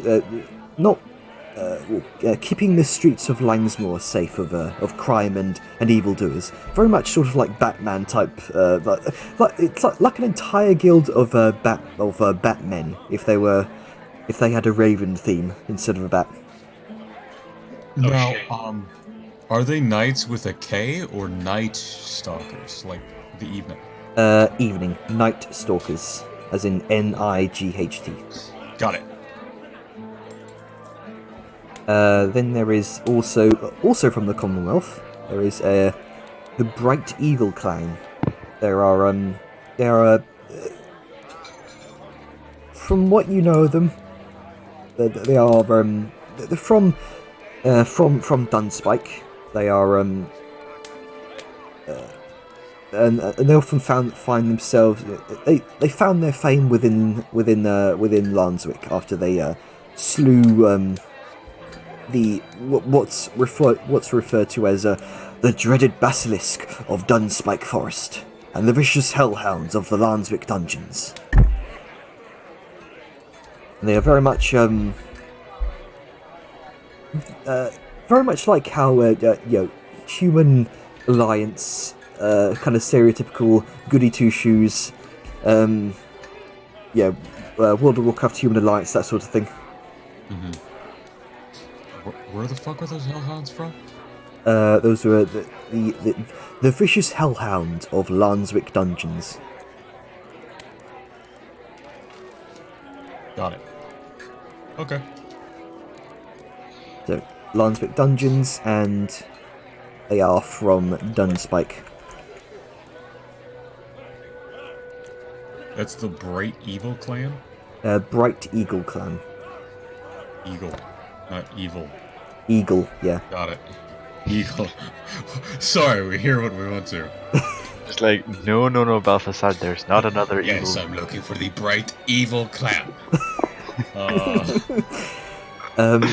Okay, there is also the Sapphire Seers. They are also from Doonhollow here. They are a relatively new kind of group formed, and there is one familiar name among them, Trahar Uldrexis, which was the scholar that you required the assistance for in the Sapphire Archives. He is among the Sapphire Seers. Yes, I specifically remember that. I haven't written down. And then, of course, there is you, in the Black Hand. Never heard of him. Eat ass. There is I'm pretty sure if you told Balthasar, eat my ass, he would do it. a bit more information there that you could not get access to with a 12. Well, I've gotten more than we had. I just wish I know what they did. But I guess I have to get other people to do that. Okay. Right. So, you all reconvene back at the Golden Lodge Inn during the next day or so. Night comes, and you all reawaken the next morning to at the door.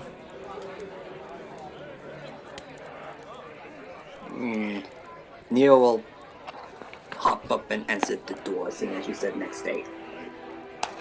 Okay. Depending upon the time, Balthazar may be already up and going. Okay, so Balthazar was already up by that time, yeah? Nannies nag him, don't they? Yeah. Okay, so Nero, you open the door in your kind of sleepy, dreary-eyed, and you are met with bright gold armor. Ah! Too bright. As two dwarves in full plate and kind of large, full helms with large kind of ram horns on the side of the helms. Well, have met you at the door. These appear to be shit the bed. these appear to be mountain guard. What do you do this time? The High King has requested that he not at Blackhand, was it? Blackhand, yes. Aye. The High King has requested your presence at the seat seat of the Mountain King as soon as you're able. Oh, okay. We'll be there as soon as we can. Very well. I kind of turn around, walk back up the stairs, and await you. Neo will go to find Balthazar. He'll Hey. be in where the demons are, reading his tablet like a morning newspaper. Any change in the stone? Absolutely none. Are you at least able to read it now? No. Well, I can read it, but I can't understand it. Getting the other half may help. Well, you two should put some pants on. We have to go.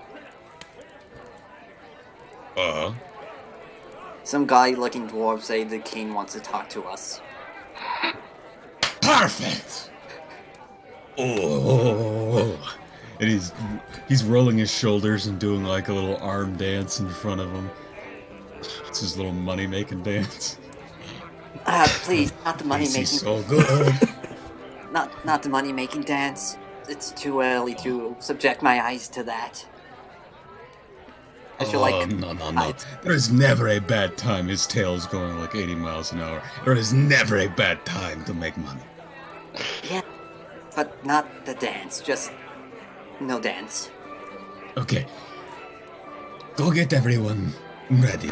Nice clothes. Prefer the Say money-making king. waltz. Oh, Okay. I should say by this time, Grunker, you have picked up your custom order, and it's well, wait until you put it on to describe it. Not waking Grunker up. What do you say? I picked up what? You Hey, can get up your custom order from the tailor, Oh, right. the very odd tailor. I'm going to ask that one of you to wake up Grunker. I still don't like waking him up.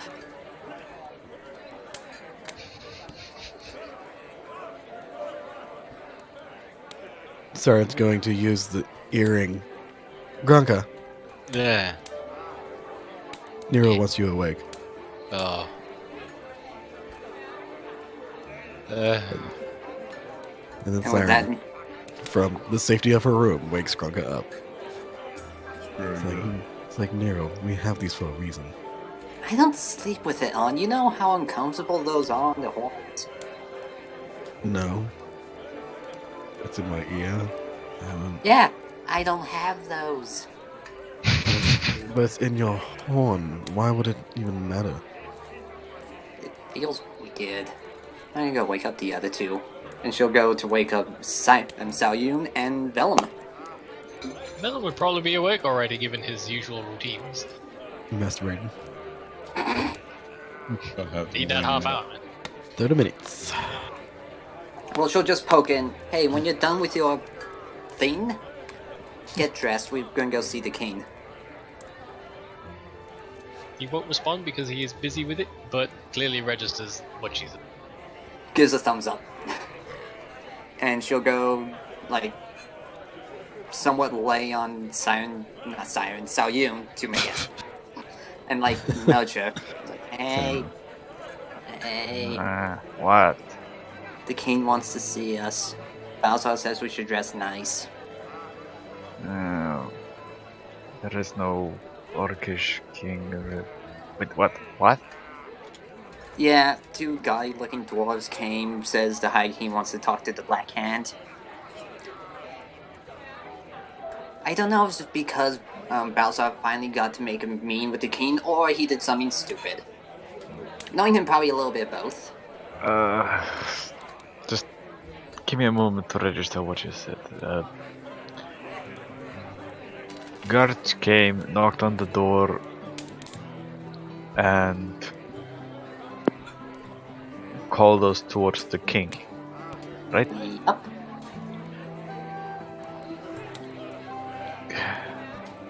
Fuck you, Balthazar. I thought you would do this after the fucking arena fight, but fine, let's do it today.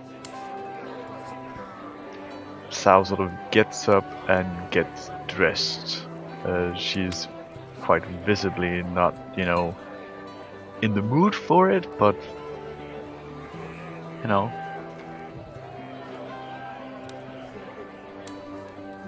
You'll also get dressed.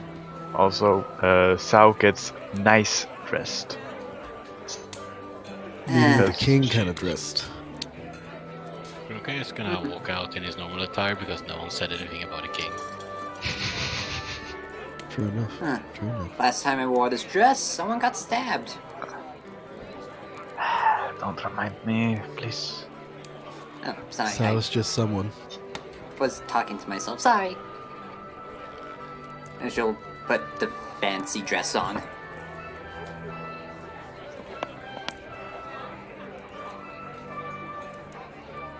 Alright. Let's try not to get murdered. We're the Black Hand, so that's basically never a guarantee. And we're in a dwarven city, and yet I still got stabbed in the back by an orcish assassin. I would not exactly call myself, fortunate here so far. But hey, at least I'm here still. If someone goes to stab you again, I can obliterate them. And to emphasize that, she'll cause black fire to emerge from her hands.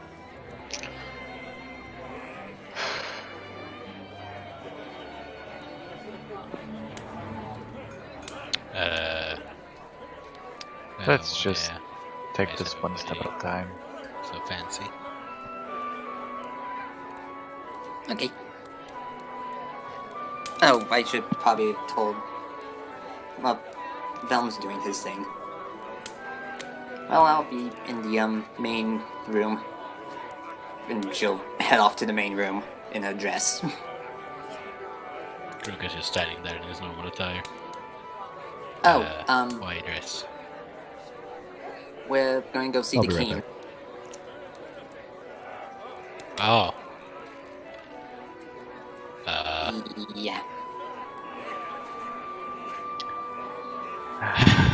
We were told to dress nice, but I don't know if you actually have. Ruka turns around and walks back into his room. Fair enough. And you'll sit and wait for the rest of the people.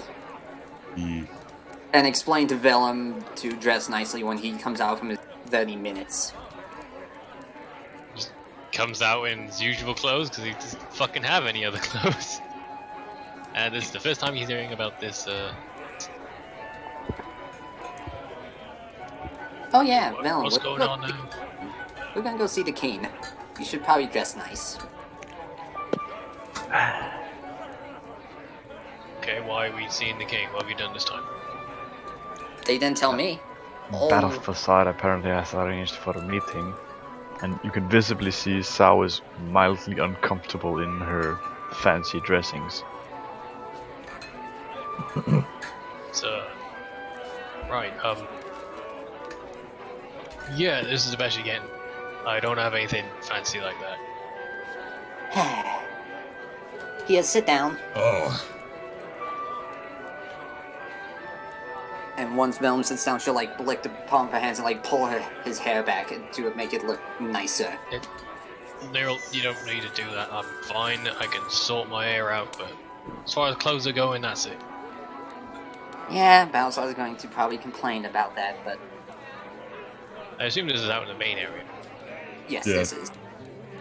Balthazar will step out in all of the regality that he can with every fancy thing he has accumulated. From cod pieces to crown ends to the little bangles Vellum made. The ornament? The ornament, yeah. He's got every high value item on him that he can and more jewelry than you could fucking imagine. Some of you are partially blinded by the gaudiness of it all. It's absurd. Balthazar, I do believe being a walking treasury is, I mean, a compliment before to you the king. finish that, these are dwarves. I was about to say that you being a walking treasury might be a good way to make an impression, but you look like somebody who's about to be robbed 20 times over and then stabbed. Yes.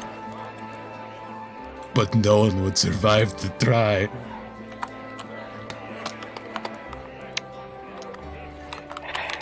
I don't know. The city has some pretty good pickpockets. Someone's able to steal something out of Velm's backpack after it being sealed, and on his back. Yes, but they're not going to look at me. They're going to look at Siren. Oh god, what is she wearing this time? Oh, what is she not wearing this time? Is she wearing That's the anything? point.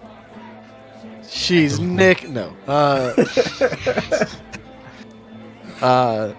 No, she's gonna come out in basically. What's the way to put this? She's showing less skin, Gasp. but not really hiding How anything. scandalous. It's very very skin tight. Form-fitting, yeah. It's extremely form fitting.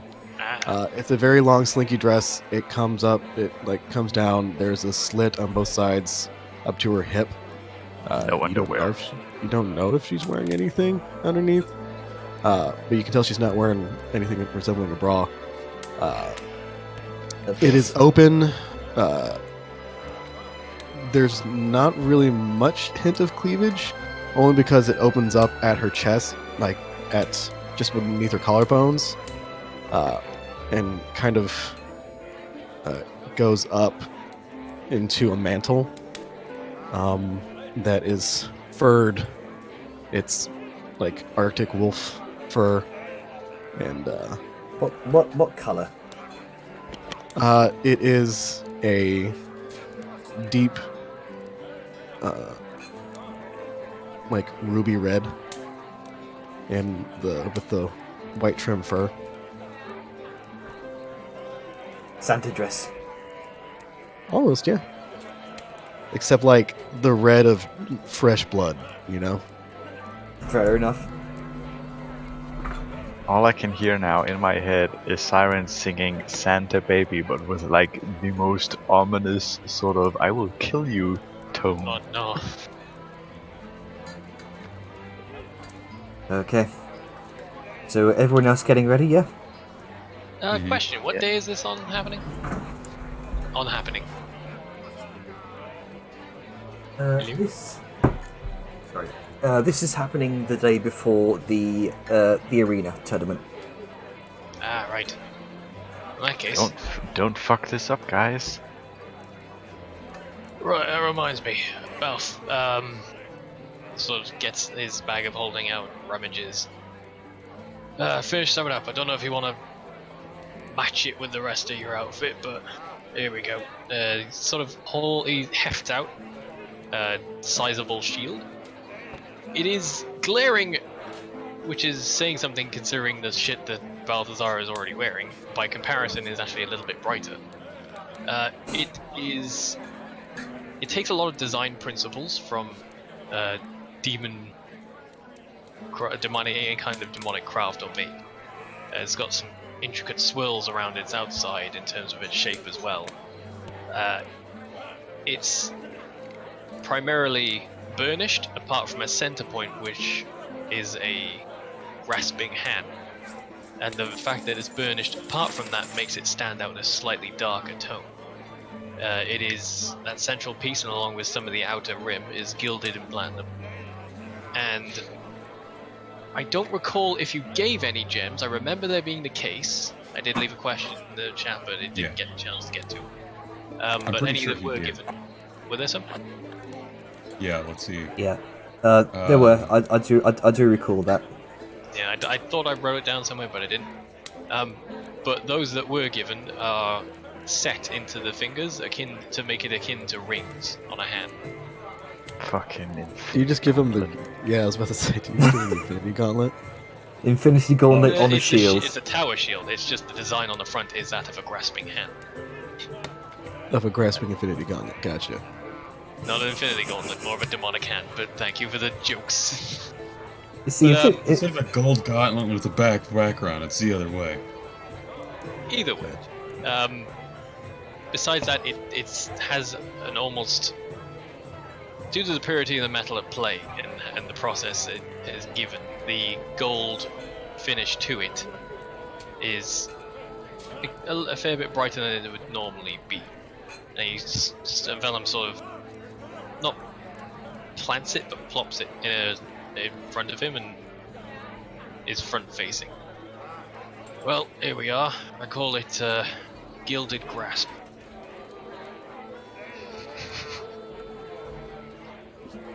He's just gonna take it.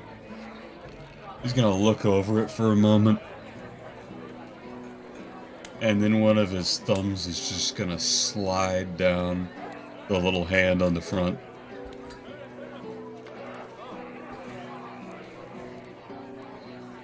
This may be the nicest thing I have ever owned.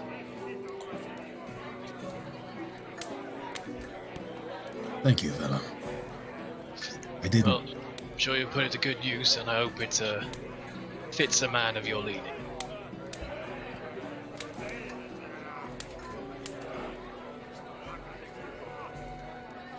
Stay here a moment. Gonna go in the other room and have another. He's not gonna go cry, is he? No. After a moment, he's going to come back. And he's going to come back wearing, or not wearing, but holding his sort of fancy purple cloak. Very nobly designed. It's not as gaudy. If you don't have anything, then maybe you should wear this. It seems to be about your size. Consider it a small gift. I can't make things, but it has sentiment. You will nod, assuming it's being handed, yes? Hmm. He will take it very carefully, with a deft hand. Thank you, Belf. You didn't have to, but it means something that you did. I could say the same. So, that does bring the question. We are going to meet the king. He has requested the Black Hand. Siren and I obviously will be going. We are very official in that regard and somewhat representatives. No one here has to, but you are welcome to join us. Just know that if you do, it means the Dwarven King of all nations here will be acknowledging you as one of us. If you wish to distance yourself, you have the option not to come. I know some people might not want to be that close, considering it's us. I'll be honest, I prefer actually not to be there, but as part of the Black Hand, I would make a bad impression not being there. Besides, I'd rather be seen with you before the fight and be acknowledged as part of the Black Hand than be seen at the fight with you and then suddenly be called a mercenary just for hire. And being one of the original three, I kind of feel like I have to go as well. Very good. Question is, Belf, do you want me there? Because I ain't exactly looking like the fanciful sort. He sort of gestures a bit to everyone gussied up to the nines, even Grunker. You don't know what Krunka's wearing. I was gonna say, Oh, where he's is not out Grunka? Either way, everyone who is gussied up. Didn't you just get the fancy new cloak? The cloak is very nice. So just put I that want on. I want to give Balthy any sort of negative impression. Well, these people are dwarves. They understand that the craftsman gets dirty during his job. Scars and soot are worn as a mark of pride. And you've done something very good here. You can have something nice to wear, customs, impressions. But when it comes to measuring a man, they'll be able to see who you are. And besides, if you ask, I would much rather you be there by my side. Alright then, guess I'm going.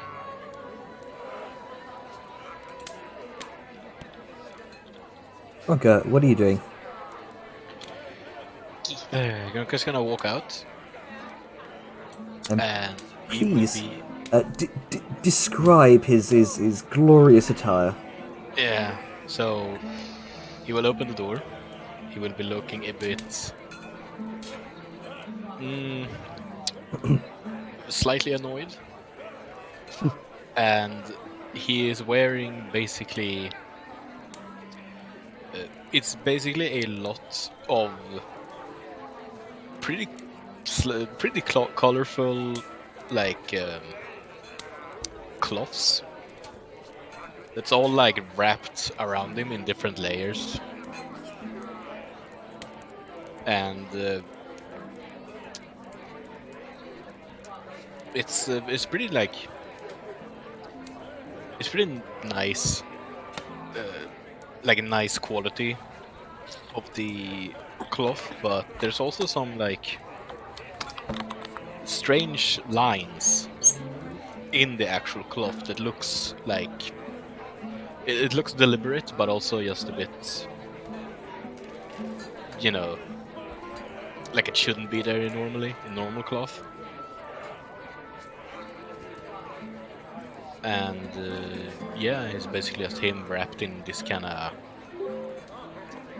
like there's just a lot of It almost wraps. looks like fibers of some sort.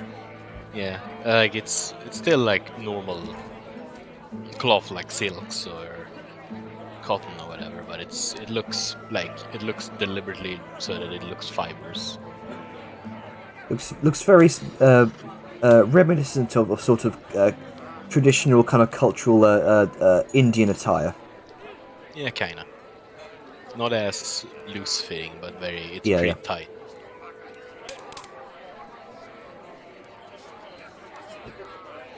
And yeah, it's looking a bit grumpy. Grumpy, You grumpy, look grumpy. rather dressed up. Yeah. Mildly uncomfortable, I would actually say. Takes a lot of time and effort to put on. I can tell. Yeah.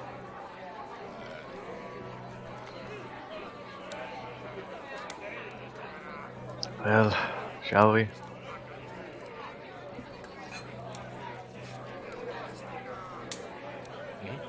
I suppose we should, but before we do, perhaps we should go over some slight manners. Now, it will be a bit different, considering there's dwarves and culture, but generally speaking, there is a broad area where nobility expects you to behave. How about we spend a few minutes just rehearsing and going over that, so everybody can make a nice, unified impression.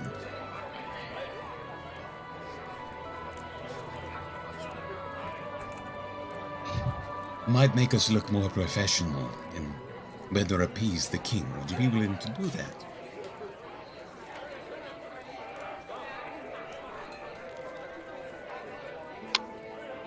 Alright, I was actually just planning on keeping my mouth shut, but I think it's something Well, there's a Atlas. lot more to meeting people than what you say. It's how you carry yourself. Exactly. How you step in, to bow, things like that. That way you could present yourself in a way that is not rude, so you do not have to speak. People get pissy if you don't have some, what's the word? Still just struggles for a moment. Whatever, some kind of sense of self. Courtesy. Yes. Oh, character, I actually did forget the word, and I had to try and fill in the fucking gap. Hey, well, it's great roleplay. Yeah. So if you wish, I will go ahead and give instructions over here. And with that, I would like to know if I can use my noble background to just kind of like go over basic manners, how you bow, things like that. Yeah, yeah. A super quick crash course, you know. Can I assist just being the charismatic bitch I am? Sure, I'll make a well, because you also speak Dwarvish, so you've got a cursory knowledge of Dwarven culture. So I'll say one of you make a history check with advantage, just to go over Dwarvish culture when it comes to royalty. Okay. You said one of us make a history check. You kind of Yeah. cut out there with Sorry, advantage, or just one of you make a history check with advantage. you cut out again. But I God damn it. Okay. 68 inches of the mic. Come down. Okay. One of you make a history check with advantage. Okay. Given that Saren has a positive intelligence modifier, I don't know if Balthazar does. I will roll with advantage. Okay then.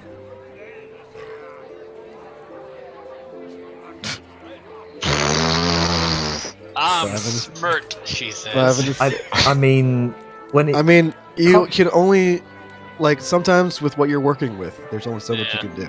yeah.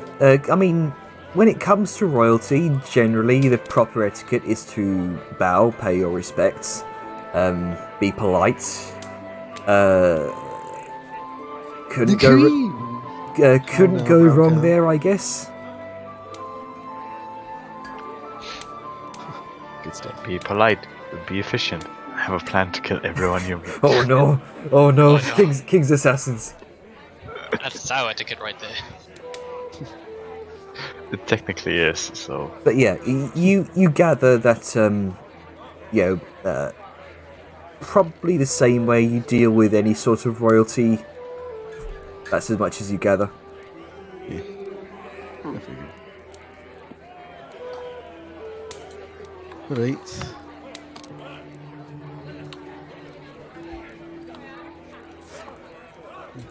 Aha. That's good to know, Vellum.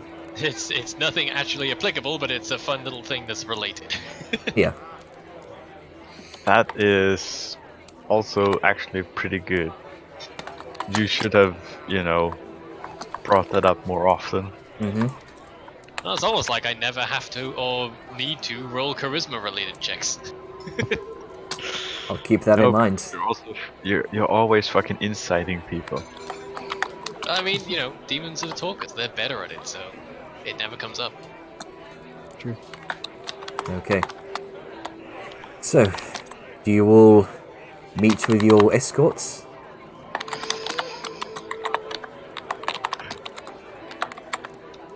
Yes. Okay then. So, as you all make your way up the stairs. The rest of you haven't seen these types of guards up close before. You see a series of 3 dwarven individuals greet you, kind of clad in shining gold and bronze plating, each of them with these ornate octagonal shields upon their arms and carrying elaborately forged halberds. Their helmets obscure their faces and kind of ram-like horns curl around the sides of each. And presumably these are a trio of what you've heard to be as mountain guards, the guardians of the king, as it were. God, they look like mini Balthazars. Sorry, but that caught me off guard. No, you're not wrong. I mean, look at them. So, they begin to escort you through the city. So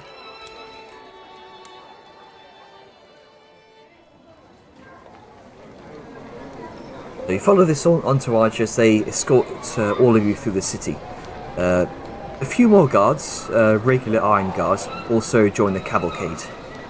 They're all keeping watch, kind of hands on their blades, not in an aggressive way by any means, just keeping watch and doing their duties as guards, especially with a group being escorted by the mountain guard elite themselves. You also notice, as you're led, marching through the city, that whole groups of citizens seem to immediately cease any and all conversations or daily businesses just to watch this small parade walk by. And any crowds immediately part ways for the mountain guard up in front. An hour or so of this as you make your way through into the King's Promenade district, and finally venture up to the familiar gates to the fortress of the Mountain King, familiar to you and to you and Balthazar. Sorry. Cool. The 2 emerald doors are massive in size, long and tall, go up for at least 50 feet. Trimmed with gold and surrounded on all sides by immaculate masonry and carvings depicting dwarves of all kinds, all walks of life, shrouded by the protective cloak of Dune himself. At this point, you also begin to see some of the nearby residences and citizens of Doonhollow begin to look on wide-eyed and curiously kind of talking amongst themselves in small crowds, looking out through the windows, peeking around corners just to see what's going on. You will notice where there were once 4 mountain guards guarding the door, Siren and Balthazar, before, there are now 6. One of them. One of them from the door moves forward with the sound of heavy clanking plate. Briefly says a word to one of your escorts up front and moves towards all of you. Okay, the Mountain King is expecting your presence. Come.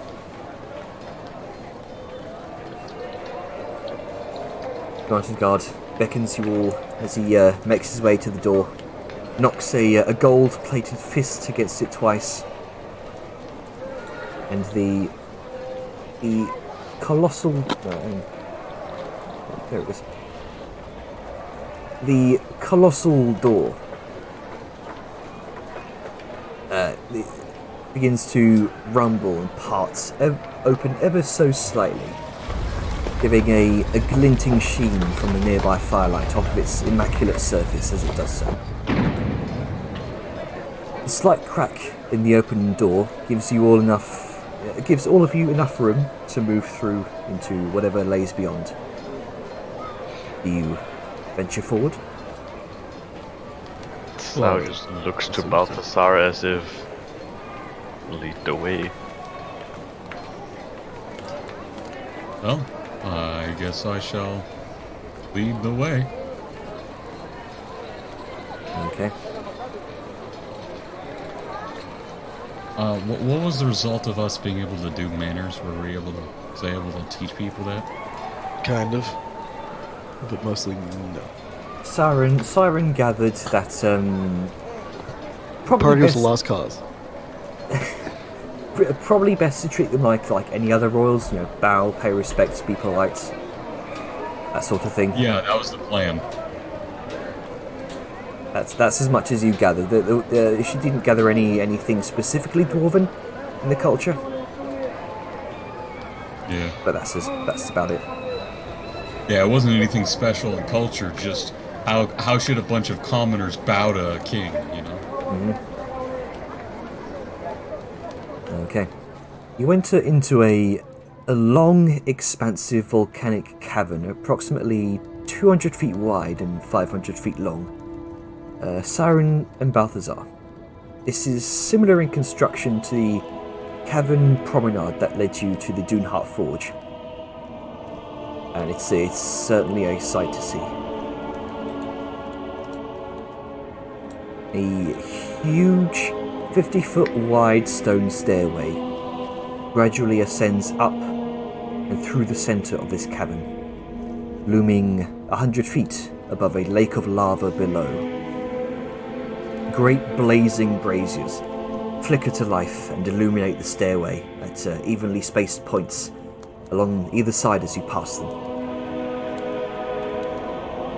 You and your entourage of escorts make your way up, step after step, one foot after the other, ascending up to the other end of this cavern to meet the front of a magnificent cathedral carved into the rock. Two pairs of immaculate green doors part way for you and your entourage as you enter into another chamber. Many antechambers, many doors. You gather this place is very heavily fortified. Perhaps the most fortified and defensible place in the city, and for very, very good reason. You are led into a tall antechamber of archways, murals, and immaculate masonry, 50 foot long and 100 feet wide. The ceiling is difficult to see as the light of the many braziers doesn't even seem to reach up that far, and nor does any sort of dark vision.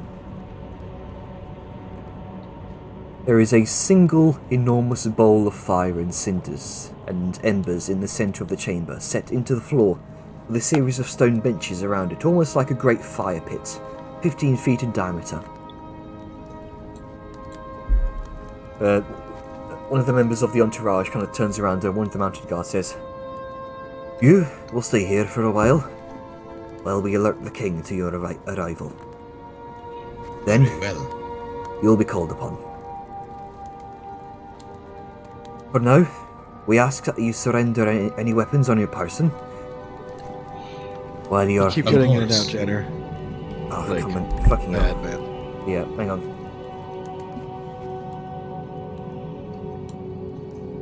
How about now? I mean, it's good so far. Okay. Just Says, for now, we ask that you surrender any weapons on your person while your intent is to enter the throne room. Very well. But I do have something that I wish to give the king. It is a sword. But perhaps it would be best if we placed it in a bag of holding, and then allowed the king himself to directly pull it out. That way we have no weapons.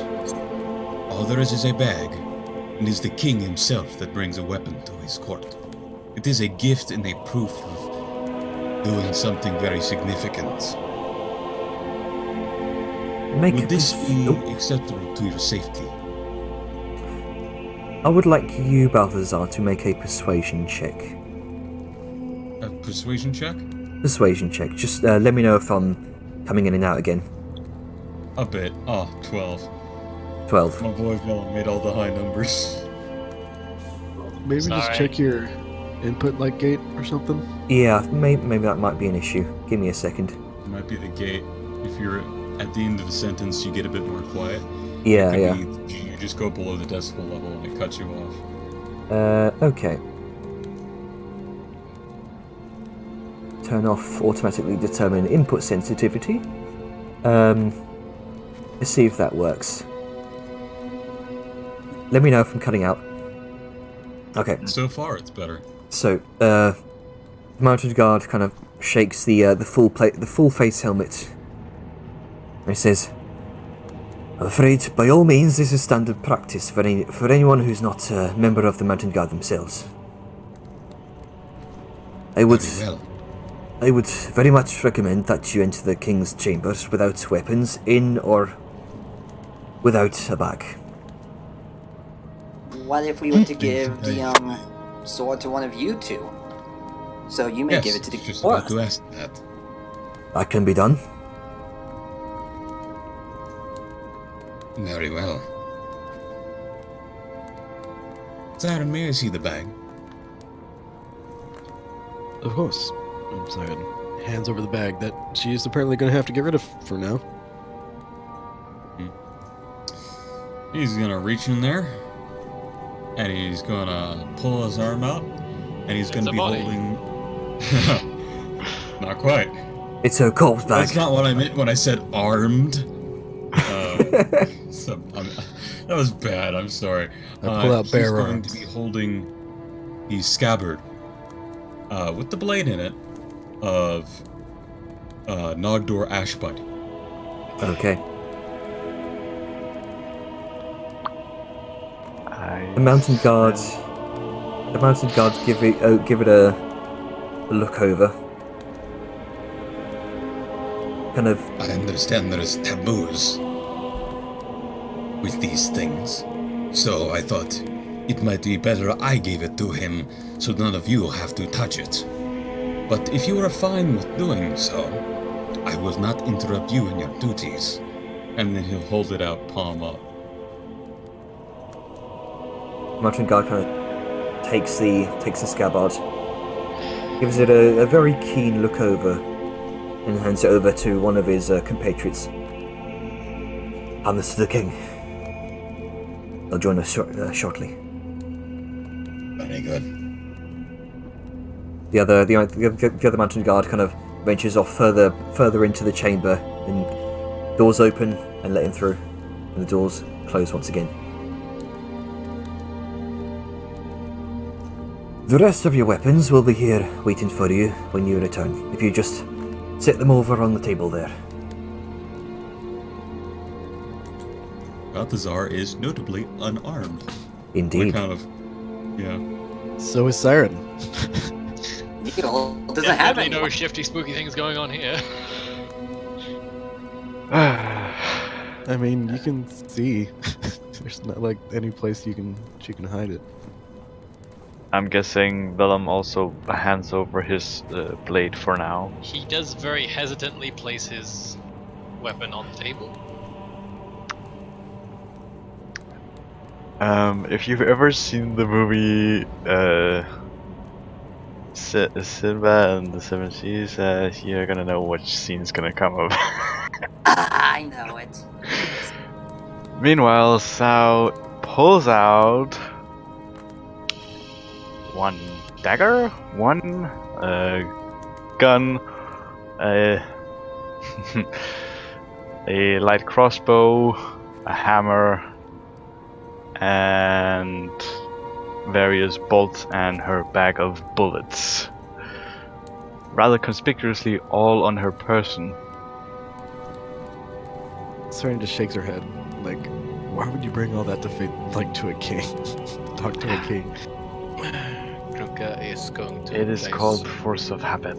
Yeah, Grunk is gonna place down his crossbow, his throwing axe, his warhammer, his battle hammer, his quarterstaff, his great club, his javelin, his shitty flintlock pistol, and I guess all the ammo that goes to all of them.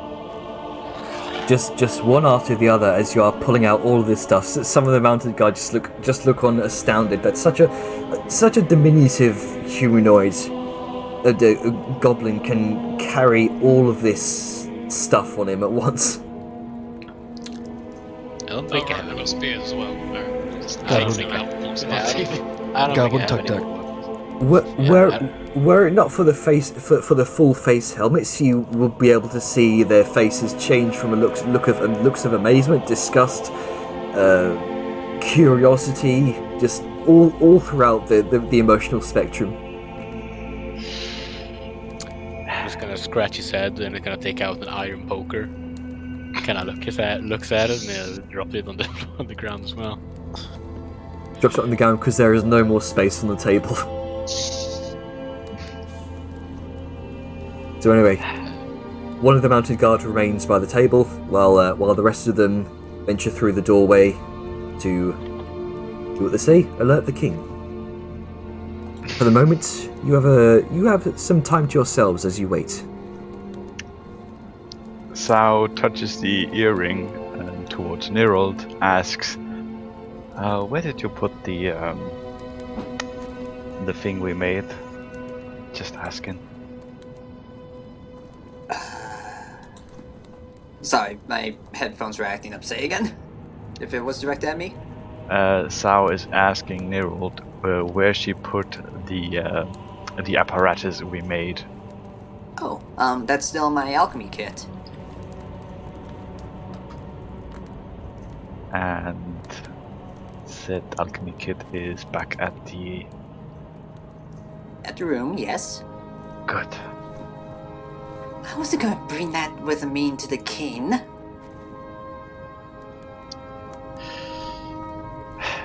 Then, I may not be a tech person like you, but I'm not stupid. I know. Vellum, you would notice this with your passive perception. I always do. You look about the chamber for a moment and notice some of the painted murals that the braziers illuminate. Around, they are male dwarven figures dressed in kind of regal attire, with which very much varies from figure to figure. And they are many figures, which line the outer walls of the chamber here, each with their own mural, their own tall mural engraved around the perimeter of the room. 24 in all. One in the far corner is depicted wearing vicious-looking gold-plated armor with obsidian trim, and the visages of skulls are prominently displayed in his garb, and the face appears to have been eroded or chipped away. It's difficult to tell from this distance and low light. You get Is the who I think it be? you get the sense it's been defaced deliberately. Yeah, it's him. Bella will casually saunter about taking in the murals, and will try to refrain from any obvious body language or behaviors when it comes to the more recognizable one. Mm-hmm. He will sort of hover, Yeah. in some hopes of like getting the attention of the others. Like, why is he over there? Oh, that's why. Sort of sense, but he won't really say anything just yet. Okay. Keeping it low key. I'll bite the bait.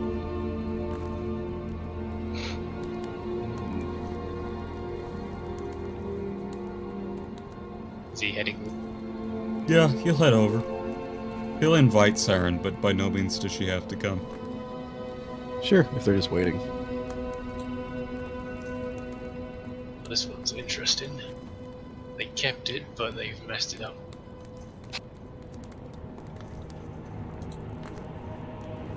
Yes. History is best not forgotten, so does not repeat. But it is better still not to glorify those who made the mistakes we learn from.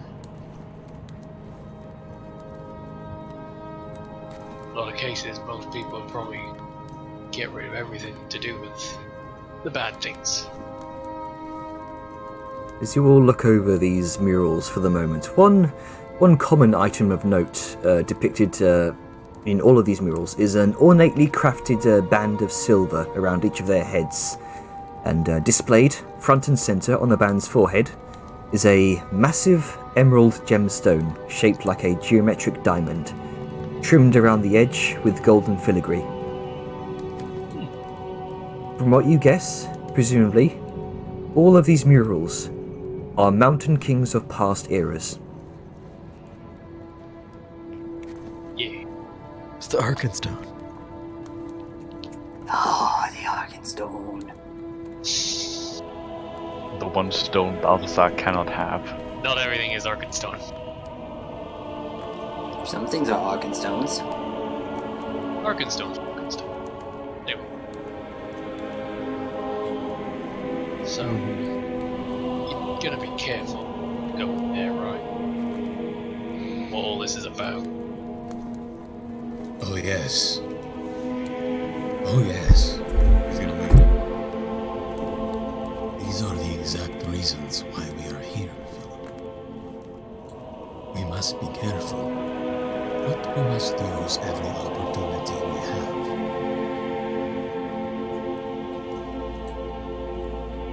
Alright, just be careful what comes out of your mouth, that's all I can say.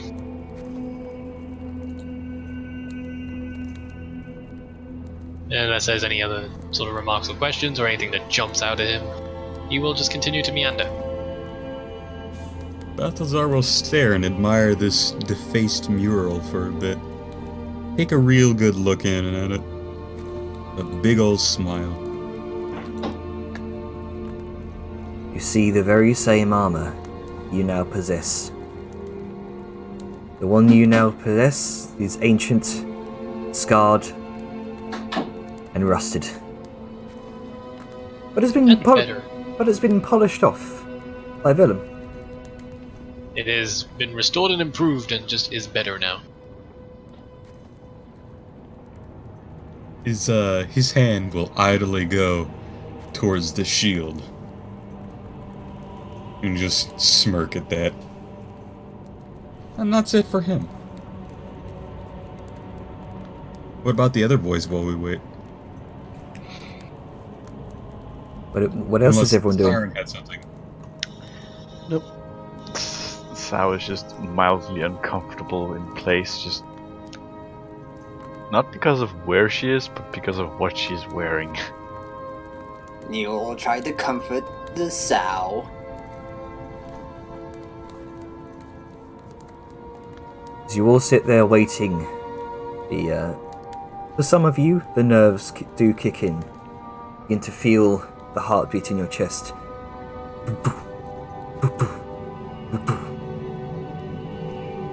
You hear a series of armoured footfalls from beyond the large emerald door. And with each door, bearing the crest of the Silver Kingdom. The door itself rumbles open a crack, and 2 mountain guard come through to greet you once more. You'll be seen now. And the tall emerald door widens. You can feel the vibration of stone against stone under your feet. And now open, you are led into the throne room proper. Do you go in? Yes. We have much choice. No, we're just gonna turn around and leave. Like, Okay. come on, man. Nah. You all hold your breaths in anticipation as you enter into something reminiscent of the most beautiful underground dwarven cathedral.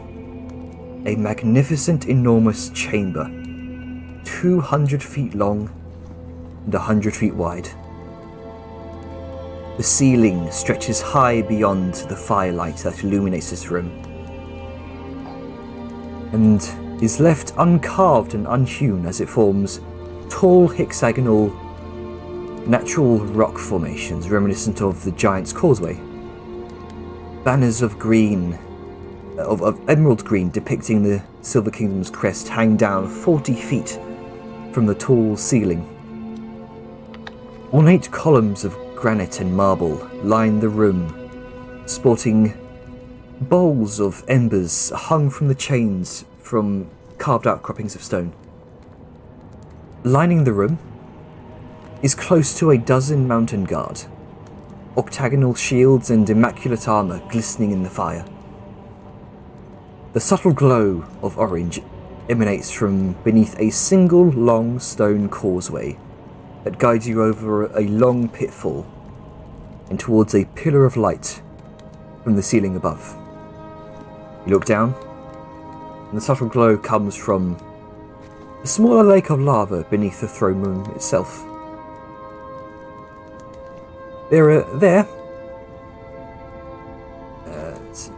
You see a series of 4 figures standing in conversation with one another.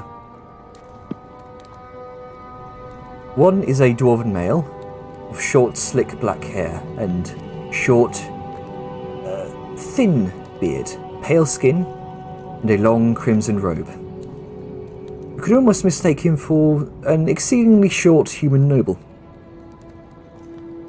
Another looks to be a heavily armoured middle-aged dwarven male in brass and golden armour, with a green cloak that...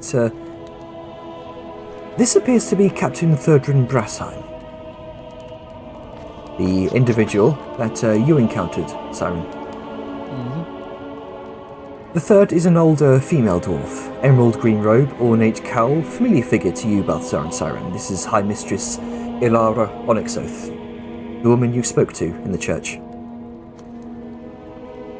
The fourth individual is another heavily armoured male dwarf, but older. Looks to be in his veteran years. A similar braided hair and beard. Gold armour wrought with all sorts of ram and mountain symbolism. And he holds his full-face helm by his side, sporting a magnificent emerald green cloak over one shoulder. Let's see. The fifth and final individual you see sat in a massive throne of carved blue crystal that seems to give off an ever so faint luminescence. You hear a voice ring out, almost sourceless. Visitors to the Silver Kingdom, you bear witness to High King Bertol Jornmeier, ruler of the mountain, bearer of the Silver Crown, sovereign of the Mayland Council, and holder of Dune's blessed title of the Mountain King.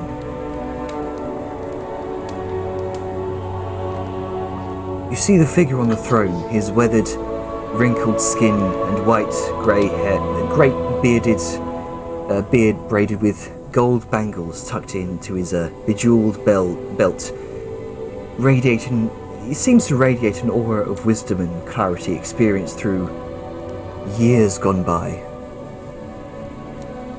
Compared to the garb displayed in the murals of the antechamber before, his noble maroon and silver robes are comparatively plain, but he wears a number of silver and golden rings which displays his wealth and power. And he clutches a pipe in one hand and smokes thoughtfully as the 2 bright white lights of his eyes seem to closely examine over and through all of you. All of the conversation grows quiet between the individuals, and all of their eyes shift over towards you. And you feel that everyone's attention has now fallen upon you as the voice rings out once more. May the warmth of the forge brace your spirits in his presence. No pressure. Praetor Yornmaya leans forward in his throne and takes the pipe from his mouth and gestures with his hand. Step forward. Do so and do about. Neil shall do the same. Stein will do so and do a curtsy. Sao will follow suit. Still a bit unused to this form of etiquette. Do Of course. Vellum and Assumedly, Grunter since do the everyone same? else is, yeah, stepping forward, doing the same thing with a surprising amount of deftness to the motions. Okay. Grunker, do you do the same? Yeah. Alright then. He gives a nod to each and every one of you as you do so.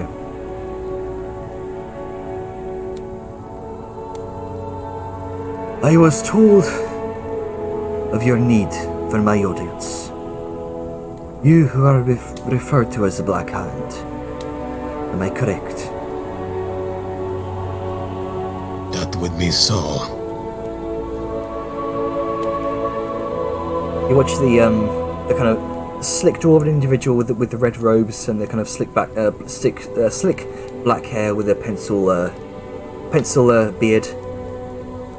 Steps forward and he says, my liege, these are the individuals that were mentioned in Sir Talonwood's missive to the council a few days ago.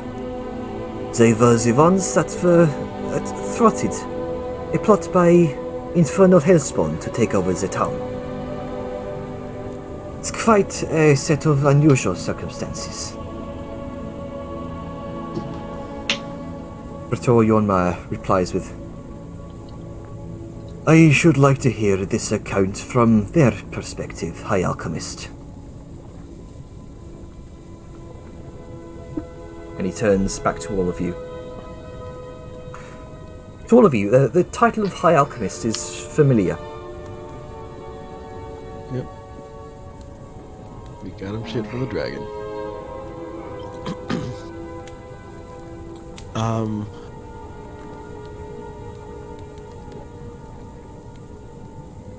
He looks, No, sorry, continue. you see, the small beaded white lights of his eyes seem to glance over all of you expectantly. Oh. If it suits you, may we regale you with this tale. He nods and gestures an open palm as if gesturing you to continue. Balthazar will turn to the others.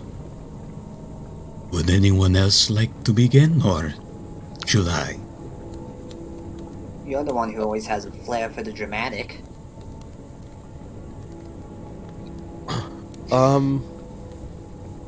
Siren, like with, such an opening, is going to step forward and, in her best dwarven, I'm not going to do the accent this time. How fucking dare you, Dick? Sacrilege. Yep. And No, I love you, so. Though she's gonna come up and, with a little bit of thaumaturgy enhance her voice, very bard-esque. The happenstance at Cliffspire started quite a ways before in Morkney, when, through some circumstances unforeseen, a vampire came into being within the world, freed from prison by certain mistakes. It was upon such reunion with the vampire that we found ourselves wounded, battered, beaten, and in need of succor and aid.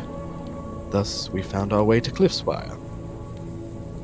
Once upon entry to the town, we noticed, being those of adept wit and perception, and she motions to Sal and Vellum,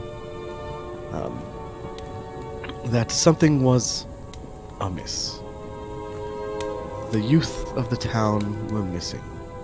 Not merely the ragged, poor, but also the wealthy, but also the wealthy children as well. And so, being the adventurers we are, despite being bruised, bloody, and battered, we set out on a quest. Self-imposed, for there was many an obstacle in the way. As you no doubt heard, our enemy was those of an infernal nature. Having already insinuated itself within the highest ranking echelon of Cliffspire, our foe was an implacable one. A devil with both the magical cunning and the guile and glibness to perhaps take over Cliffspire and seek its eyes and advancement to nearby cities as well. It was upon this discovery and the occurrence of the handyman's forces that we decided to make our move.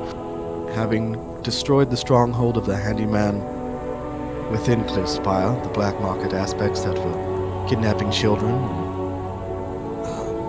sending them around the world by means of slavery and God knows what else, we turned our attention to, and hold on, Siren would know this, but I forgot the name of the creature. Yugoloth, was it? That'll be an Arcanoloth. Arcanoloth. Cataloths and spine devils. Yeah. And there's, and it was the Arcanoloth, one of us, the Arcanoloth is of the type of devil Yugoloth, gotcha. And it was an Arcanoloth that was a final obstacle. No, I heard you. Unless you were saying something while I was talking. No. Just making sure it's still okay. Yeah. And once it was revealed that the Arcanoloth had both murdered and surreptitiously taken the place of Lord Talonwood's most trusted ally, we went about our way to rectify this usurpation. And through no mere feats of our own, we managed, the Black Hand and myself, to destroy the Arcanoloth, driving it back to the plane from which it came, as well as the spine devil which served it. Once that was happened, of course, we allowed Talonwood, saving his son and all the while, to breathe a sigh of relief, and the city to return to the pleasant utopia that it was before.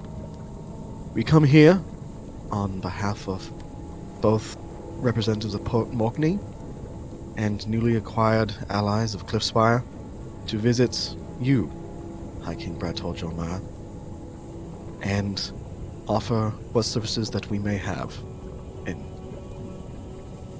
to you. And she's going to give like a final, very low, courteous curtsy. Batorion Maya takes us all in for the moment. You can see him thinking, stroking his long white silver beard, taking a short puff of his pipe thoughtfully. He turns over to Captain Thotrin Brasheim. It seems your campaign against the handymen in this city has just gotten a lot more complicated. And Captain Thotrin Brasheim, he returns with, "So it would seem, Your Majesty. So it would seem." The king turns back to all of you with, "And it seems you've already done my court service already." And he turns over to the High Alchemist. Is that right, Dane? Dane Hammerstone, the individual that was on the contract name, if you'll recall, put 2 and 2 together. He replies with, "Aye, Your Majesty.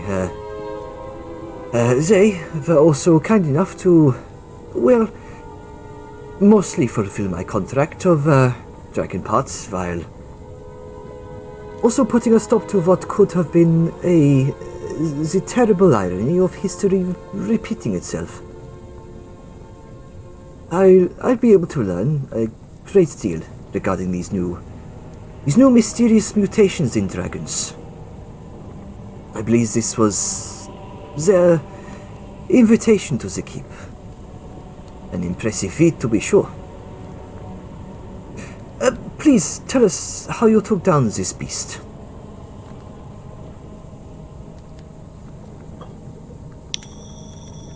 Balthazar will once again look about, as I say, above board.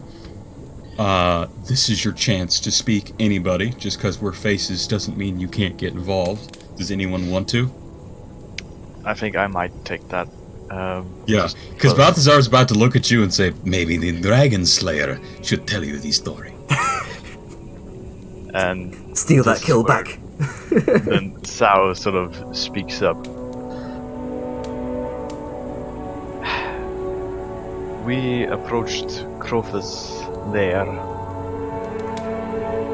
and after fighting a lot of his kobold servants who has flocked to his power, we made our way to his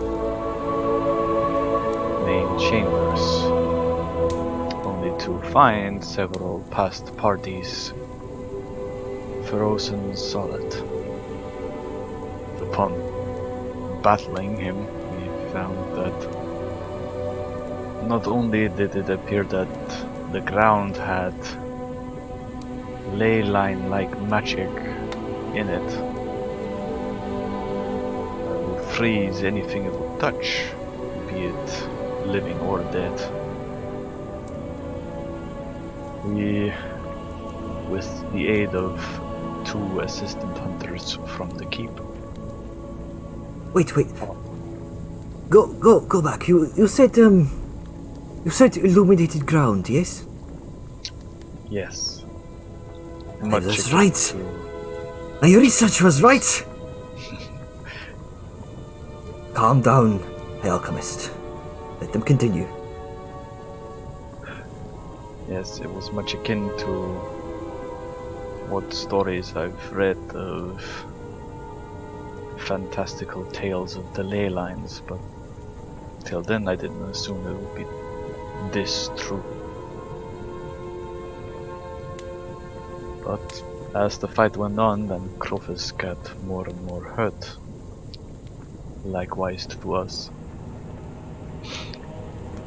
We managed to have him take flight out of his lair, likely in an attempt to flee from us.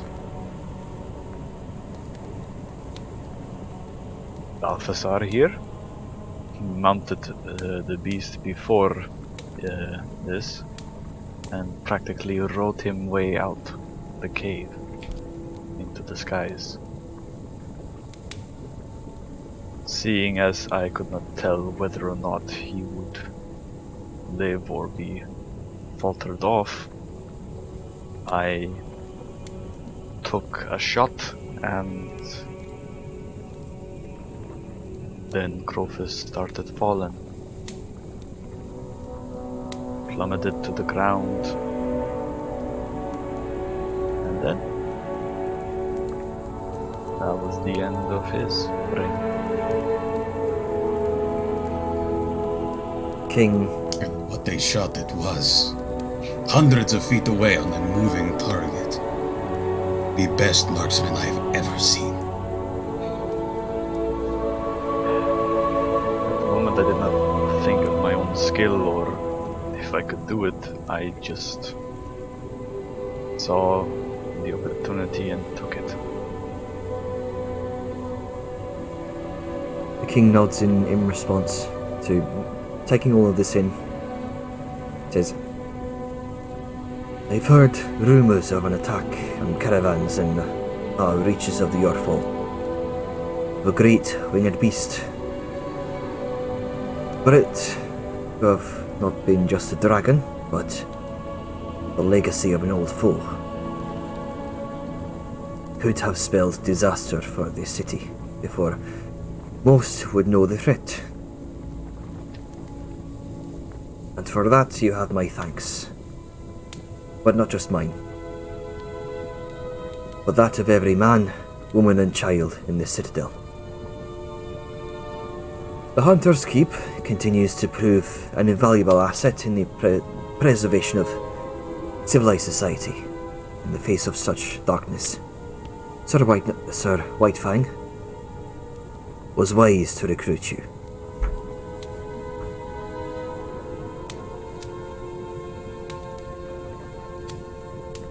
We are very grateful for your words and for his opportunity given to us. I'm sure it will lead to a prosperous and safer future. He nods. Is there anything else we may tell you of before we begin our discussions? It's at that moment that you see the elderly road dwarven woman kind of approach the king's side and kind of says in his ear, audible enough for you all to hear as well. My liege, he has a point. With all due respect to these are important matters, but I believe we have other things which require our more immediate attention. And you watch her take out a familiar wrapped bundle. Rator Yornmire nods and turns to all of you. If you wouldn't mind, High Mistress, for clarity's sake, while we are gathered. Ilara responds with, Aye, my liege. She takes the bundle in one hand, makes a familiar set of gestures with her other hand. There's a faint sound of a hymn as divine magic coalesces in her hand, and there is a shimmer of an ethereal golden 30-foot diameter ring begins to shine at all of your feet. And you watch as Dane Hammerstone takes out a quill and parchment and prepares to take notes.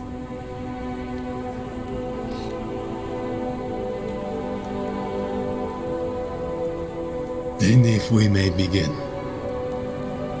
Grand High King Yornmire of the revered Silver Kingdom, I come to you in a dire time for Mayland.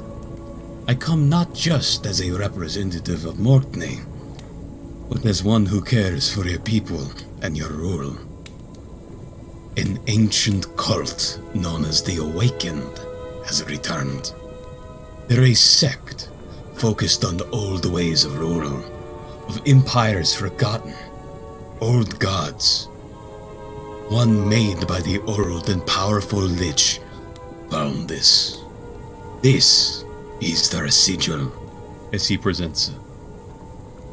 Under authority of Port Morkney, we followed them to a ritual site, which was the tomb of the shamed king. There, vast pools of blood, sacrifices of zealot fanatic followers, and the resurrection of many undead tainted the place. Even he who lies within, the traitor to life and kin, rose up with a bright, evil light to his unliving eyes, raising his sword once again with cunning intent. While chasing the duo who leads the reborn awakened, Julius and Nathania, we bore arms against the risen Shame King and his guardians. After a great battle against the Shamed One, while fending off Julius, who was at the time rending open a portal, we were able to defeat him. The whole place and the bodies terribly tainted with dark magics. A grand tale, one which holds a very serious implication. Perhaps hard to believe. Proof must be rendered. And to this I bring two. First, As he motions. the head of the Shamed One itself, taken from a tainted crypt full of necromantic energy. So, It was purified and given. Do you pull out the skull? Because as far as I recall, She has it. He Yeah. gestures to her having yeah, it. yeah, okay. Yeah, he just open palm gestures like, present, since I can.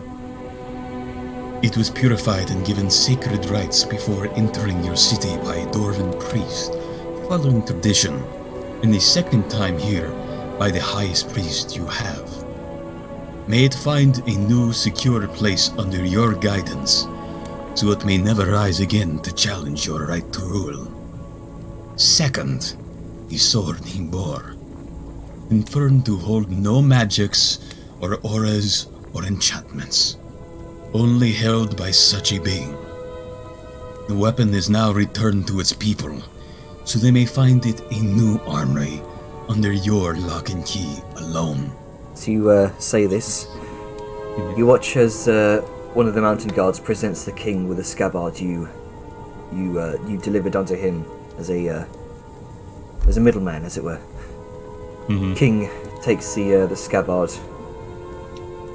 examines it closely. His brow, the large kind of silvery, bushy brows kind of furrow, and the lights, the kind of strange glow of his eyes kind of squints. Oh, With this, Oh, go ahead. I didn't realize he was talking. My bad. but how long ago did you slay the risen tyrant? it would have been around 2 months. Perhaps 3. As he looks to Siren. It was a very hectic time. We were much in the field, unable to truly count the days. Wasn't it slightly before what was it, Luna Festival? The Night of Renewal.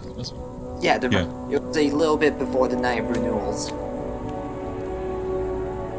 What a wonderful marking point. Thank you, Nero. You're welcome. And how did you find his tomb? We followed boats of cultists, tracks they left behind. We were able to find and bypass in the same way. They were the Grand Seals.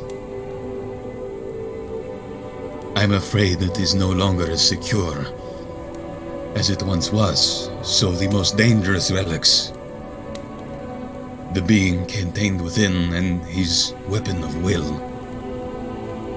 must safely be returned to you to find a new prison. These artifacts will be locked away. The skull deep beneath the labyrinthine tombs and crypts beneath the cathedral. In the farthest depths, so that no Persons of ill intent will find it. Scabbard will likewise be locked away. Did you find anything else within the tomb? We did. There were several things found within. A notable one was statues which bleed. We believe it has to do something with the dark rituals they did there. Among others were, of course, the armor he wore. I had my talented smith render it unwearable ever again by the dwarf. Do you also possess this armor with you? I cannot lie. I do. Mine was damaged and out of repair. I sought no greater repurpose than to use the armor of the king who wronged his people, than to serve the new king that does them justice.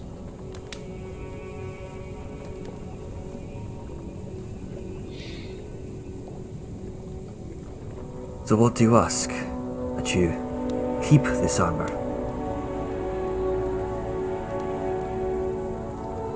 To champion against the awakened. It holds no magic. It is a terrible thing. I do ask to keep the armor, so I may fight the enemy of your people. And when this is done, or I find a proper replacement, I would be happy to return it to its depths. If you would be so kind. May its gold shine a new light under your crown. As he nods. There is very deep thought in Bertorion Maya, the High King. As he strokes his silver beard, he looks upon both the High Priestess, the High Alchemist, the Captain, and the other armored figure. And they all approach for a moment. There's brief, hushed discussion among them. Balthazar, make your persuasion roll. Come on, baby. If you have Come on, inspiration, fucking use it. I don't have inspiration. You're fucked. Yeah. Hey, you might roll high. Alright. Come on, channel the vellum. Give me the 20. Oh shit! Vellum blesses You gotta you. believe in the vellum. What Balthazar a Balthazar time. took 30 minutes this day. What a Vellum. time. This is why you take your 30 minutes. What a time to roll a 27.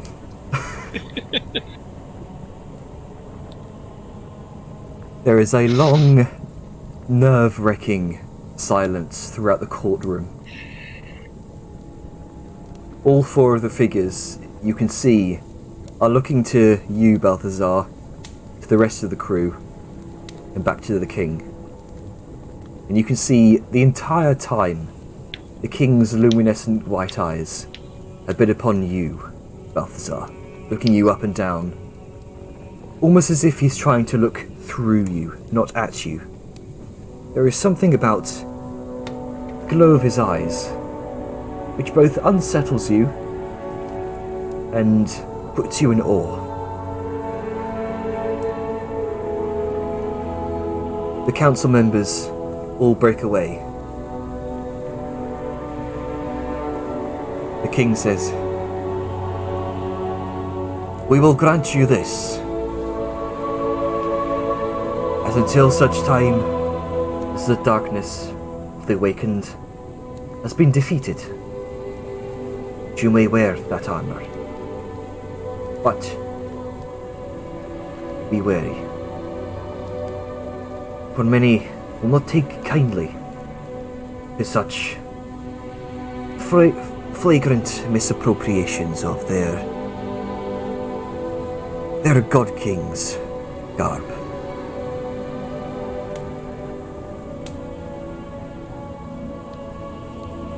I am aware of the deep dwarves and their fanaticism to their god king, As he does finger quotes.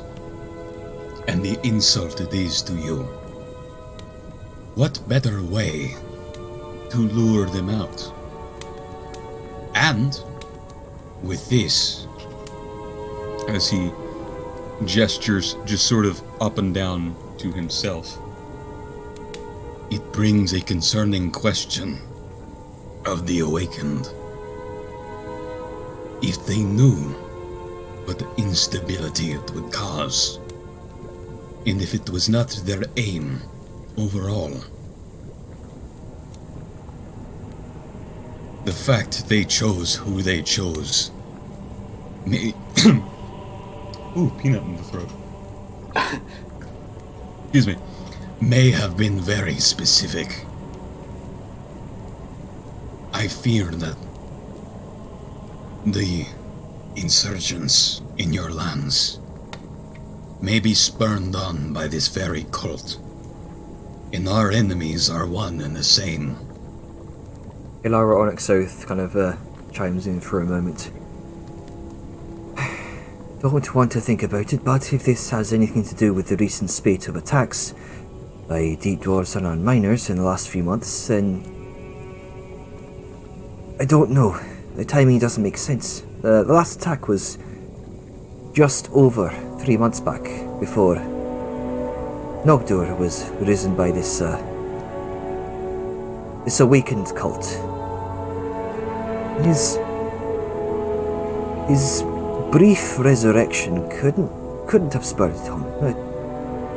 If I can make an educated guess, then either this cult definitely does have something to do with the deep dwarfs, or it's simply incidental. Possible. The captain then chimes in as well. Says, "We've had 3 attacks so far, all at least 1 month apart from each other. Skirmishes in the mines in small groups, no more than a dozen. Some in heavy plate, others riding large spiders. They were small in number, but quick and efficient, and fled as soon as they met any resistance. This recent lull in attacks is a relief on the miners as well as our men. And I and my Iron Guard aim to keep it that way." And then finally, the larger armoured dwarf speaks up. "But if they are working with other forces, then the Iron Shield should be prepared." The king responds with all due respect, General.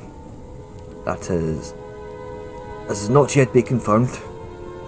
We are merely grasping at straws, so to speak.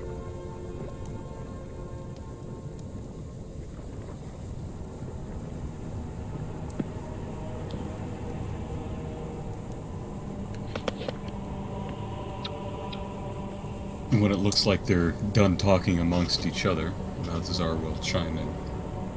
It is possible this is simply a coincidence. Though that is a very dangerous assumption, and the potential ties are too many and too great. It seems reckless to just assume the best, when we have already seen the potential of the worst. I have another possible reason as well.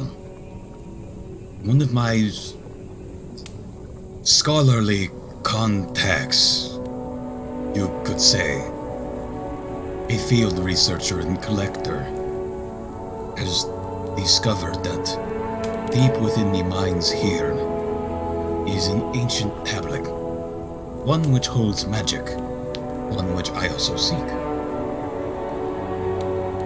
I believe that it might be related. It is one of a very unusual, arcane sort of magic nature. And it might be giving them some sort of motivation or power. These odd cults and groups tend to flock to these things.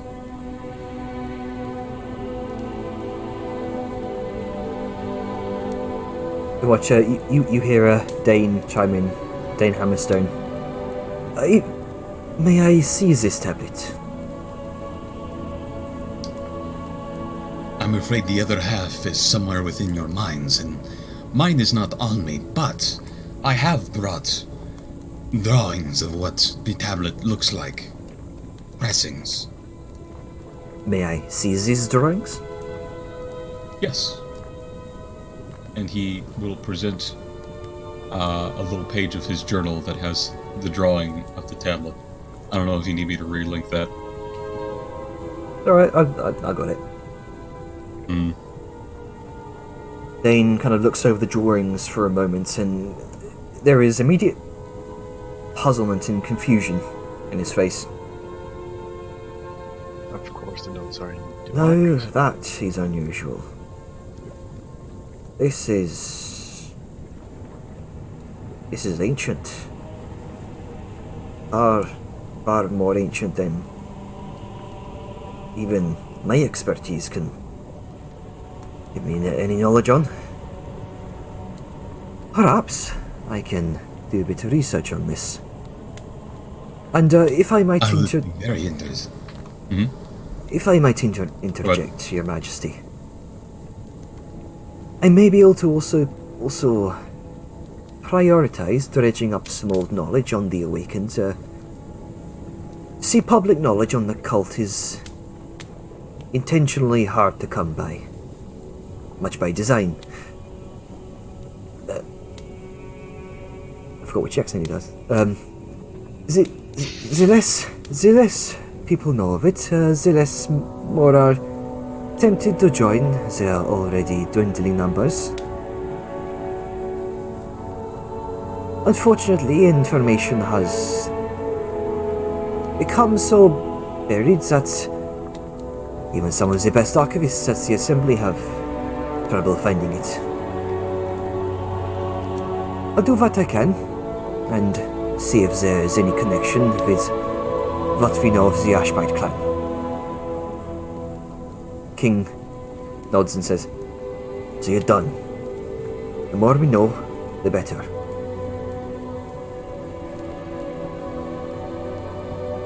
Now, Blackhand, you've had first-hand experience dealing with these Awakened, as well as whatever this is. And he kind of gestures towards the drawing that Dane has. How would you best suggest that we deal with them?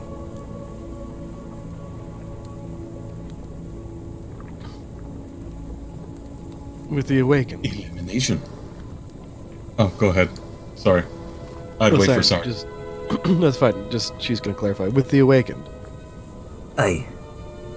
Exterminate them. Wipe them out from existence. Remove all traces of the history. Strip them from books, tablets, whatever. Get rid of them. I'm afraid that is more easily said than done. Many attempts have been made to strike Nogdur here from the records, but still others flock to him.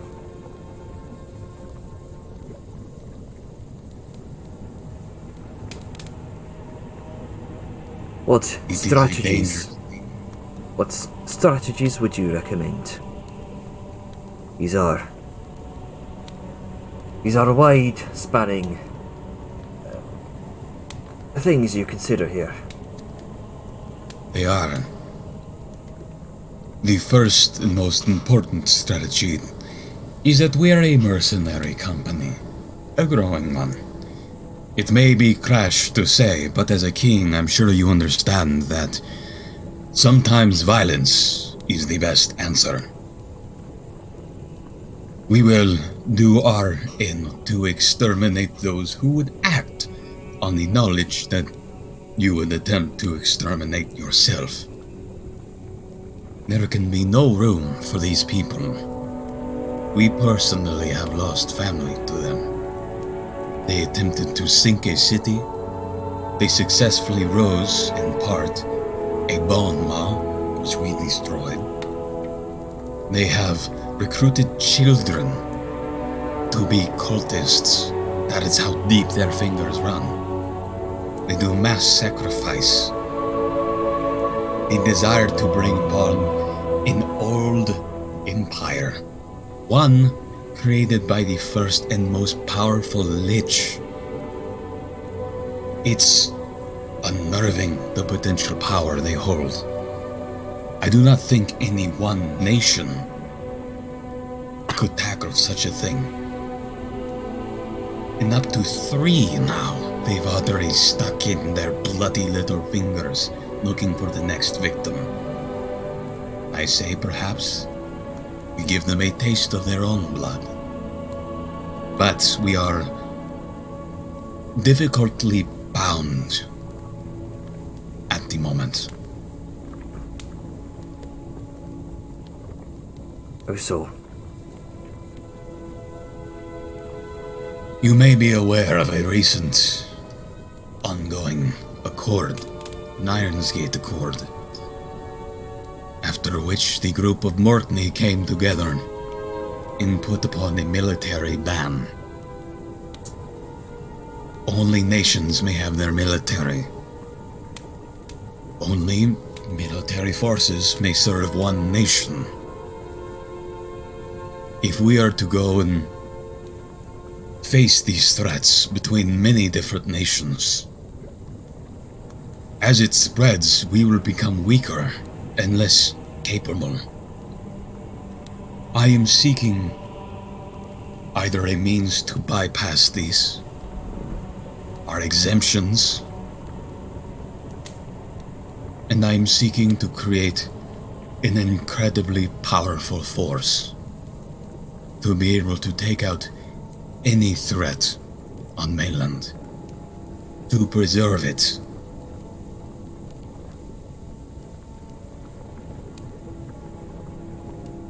I have gained some support already, and I think it might be wise for a ruler to consider having an army that is not made of one's own subjects.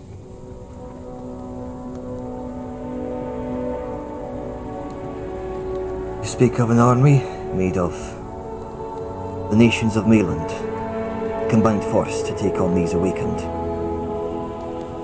Yes, Yes. it is my dream to build that.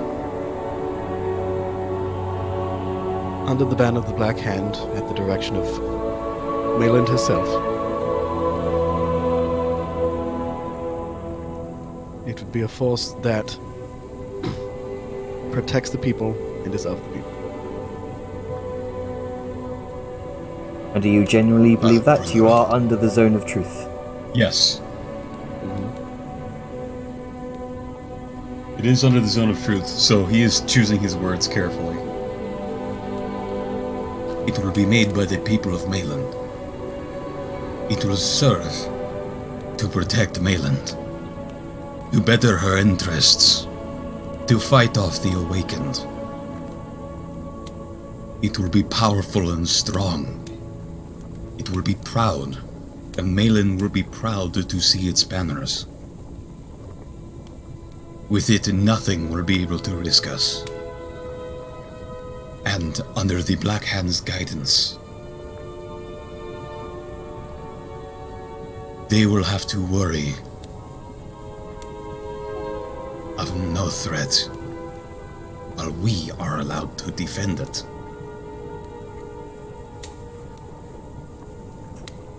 Balthazar, as you are leading this, with Siren assisting you, I would like you to make I would like you to succeed on a very high DC persuasion roll.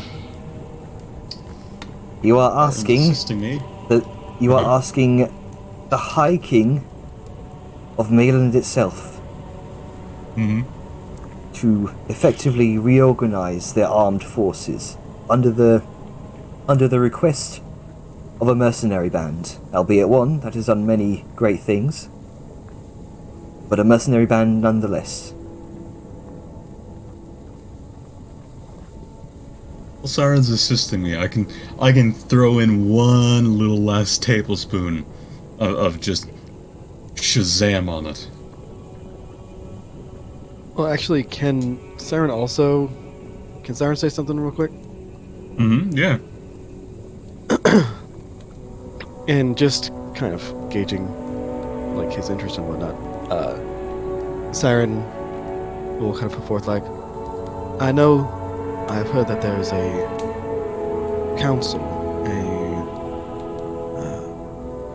the Mayland Council that would help decide this overarching sweeping change. Perhaps if you feel that this is something that should be decided by Mayland herself, you can convey it to the council and see what the vote of Mayland has to say about it. While that happens, we of course will be under your purview, as I said before and as Balthazar has intimated, we are here to serve. And while the council is taking its time to meet, we have much to do in your kingdom to both help you and her people. King Brator, Yornaya. He nods his head towards you. I would like you to make your persuasion roll, Balthazar. Alright. This is going to decide Siren it. is aiding me? Yep. Yes. Yeah, persuasion, man. Come on, You buddy. invoke the holy name of Vellum. Give Here me comes the that 20! up. Admirable. 24. Yeah, still good. That is almost as high as I can get. A natural 17 plus 7. That is the DC.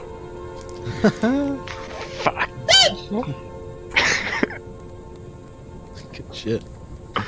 Fucking meets it beats. Once again, the inner council of the Mayland Council reconvene among each other. A long, tense 10 minutes where you're all left in silence as hushed conversations occur around the king. The general himself looks particularly perturbed by this prospect. There is a constant furrows of the brow as he looks over towards your group.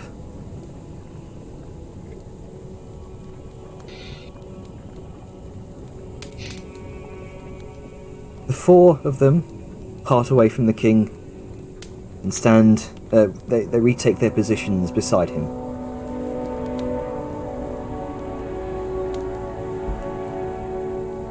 I, King Brator Yornmeyer, Herald of the Mountain King, will take into consideration your prospect. I'll bring it up to the Mayland Council come our next meeting. How they vote, it remains to see whether or not it's in your favor. But with the information you brought to me today, and the undeniable truth provided to us by our helpful High Priestess, there is no denying that we face a grand threat. Mayland stands divided. perhaps together, be able to face this threat head on. I will do what I can, but the people of Mayland must speak their piece on this grand decision.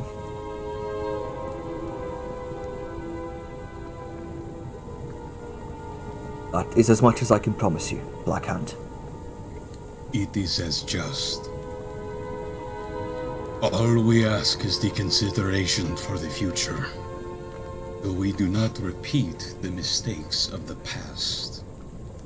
And he'll kind of look towards where the mural of Nogdor would be. The mural is on the is in the previous room. Yeah, on the other side of the room, but Yeah. he'll just kind of glance towards it and He's return. gonna Yeah, motion even if towards it's the not skull here. is. Okay. Yeah, there you go. Yeah, there you go. Even better. Thanks for the backup. No problem. I swear to fucking god, you two are worse than politicians. Yes. Demons of Indulgence. That's this is their shtick. This is what I do. Yep. Sarah's good at what she does.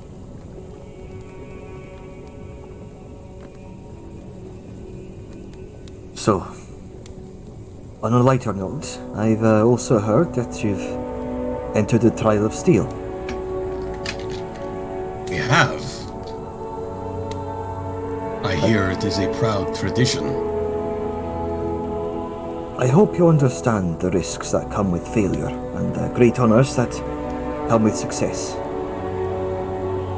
I suppose it is no different than it was with Croesus. Death or grandeur. The captain chimes in and says, I wish you luck, Blackhand. My Iron Guard moles will likewise be entering. I am Hearn. The You are the king, best trained here. I look Yes. forward to seeing your expertise. the king needs his captain, and that's all the motivation I need to lead my moles to victory. It's at that moment that the king kind of raises a hand, kind of trying to hush him. The flag of surrender takes center place in the ring to test the will of the prideful, Captain Brassheim. There is no shame in retreat to fight another day. In your few years as captain, you've served the city well, and I would hope that you keep serving it, whether you win or lose a tournament. Immediately, kind of the captain's, he seems to almost shrink into himself. The kind of prideful veneer he puts onto himself immediately kind of washes away for a brief moment as he's addressed by his king. He says, "Yes, my liege. I would also hope to see you again, Blackhand. Whether it's through victory or the flag of surrender. As I may have a task for you, should you return." When will you return? And as always, we will be happy to help. Is what we do. He gives you a silent but respectful nod. Are there any other things you wish to discuss while you are here, Blackhand? It is a clarification of the sensitive. By your good graces, you have allowed me to serve as something of a champion for your people in an ancient relic. How would you feel if this was made public to prevent future miscommunications or understandings? It was worn and championed in this trial as a proof that nothing may topple your Silver Kingdom. as long as we are here. And that we are your mercenaries. Whether you are my mercenaries as hire still remains to be seen. When you come back to me, I may have use of you, and only then may you be considered employee of the king. As Forgive for my assumptions. it is quite all right. As for the use of the armor of Nogdor as a coat of redemption, shall we put it? Quite. I cannot promise that everyone will look upon it in the brightest of terms. There are still many painful memories, many still hold on to many grudges during that time of Nogdor's reign. Dwarves holding grudges? What? Oh no. Sorry. Could you imagine how different this would be? Sorry. Anyway, sorry. If you wish to wear it, then you have my blessing. But know that you may not gain as much favor as you'd hoped.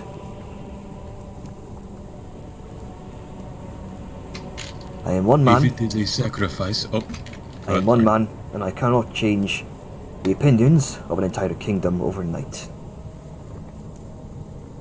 There is still bad blood between many who still remain loyal in the shadows to the King Nogdor, and many who still remain loyal to my crown. Quick question. Kind of out of character. Did earlier they say that you wanted to hide the fact that Nogdor came back? Or They didn't mention anything of that sort, no. The only thing they wanted to hide from the public was the existence of the Awakened, okay. or what remains of them. In that case, Star's gonna kind of pitch forward like, perhaps we could simply say, I guess, rebrand or try it in a new light. Why not have it? Balthazar, Captain of the Black Hands, Slayer of the re-risen Ashbite.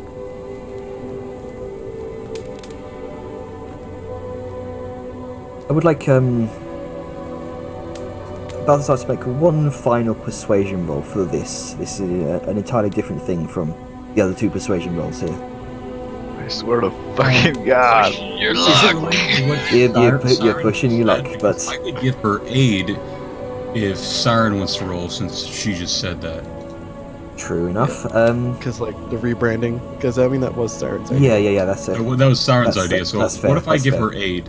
Sure. Because You can I've do kind it. of been building up to the moment Yeah, she's you've- seizing it. Building up the moment, Siren seizing it, yeah, makes sense. Okay, hold on. Gotta stretch before I click this button. Okay. And bloop. 3 persuasion rolls in this entire meeting. That's, 27. 27. Eight. Another 27, nat 19. Fucking excellent. Indulgence, man. Indulgence. It did this shatter. I can certainly see the acquisition of this armor as a trophy from a tyrant gone by. The last of his influence now given over to this throne. And he kind of gestures to the large crystalline throne that he sits on. Of course, and again, with your worries of the deep dwarves and those loyal to Ashbite, knowing that he had risen and was slain again will surely dampen their enthusiasm. Just Indeed. simply having Balthazar a shining beacon of his defeat can only help. There's a sudden move of brilliance in Balthazar's eyes. You say there are still those who are loyal. Unfortunately, aye. I am going to suggest something terribly rude out of respect. So please forgive me for this, but it is the cunning I've had to learn as a demon of indulgence. He leans forward very intently, stroking his beard. What if we devise a lie? What if we play upon the fact there's those who are not loyal? And here I am, wearing the armor, the very banner they flock to. What if we exploit this? What if your kingdom deliberately spreads rumors amongst those it does not trust that I am in fact one meant to become a terrible king, to seek your throne? Above the surface, of course, this is not true. I do not wish to lead your dwarven kingdom. That is yours. But what if we ensnare those who would seek to remove you from your seat? And I could be the perfect scapegoat. I do not expect an answer now. This is a hard thing to consider. But it is an unusual opportunity we have to expose and rat out those who are traitorous. And I genuinely have no interest in conquering the dwarven lands or ruling the dwarven people. I want my own space elsewhere. He can have this.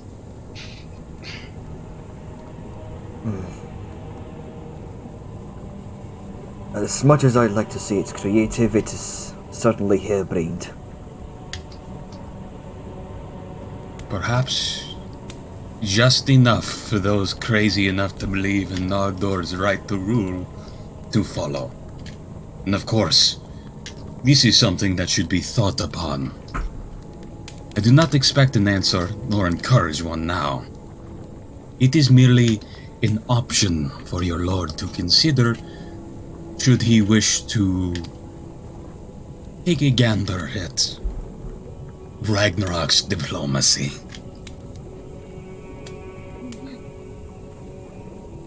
I wish not to emulate the diplomacy that I've so often heard about in the Dominion of Indulgence. That is not how I wish to rule.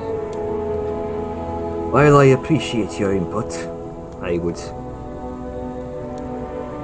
prefer other means. But those can be discussed amongst my inner council. It was only ever a suggestion. With that, he nods.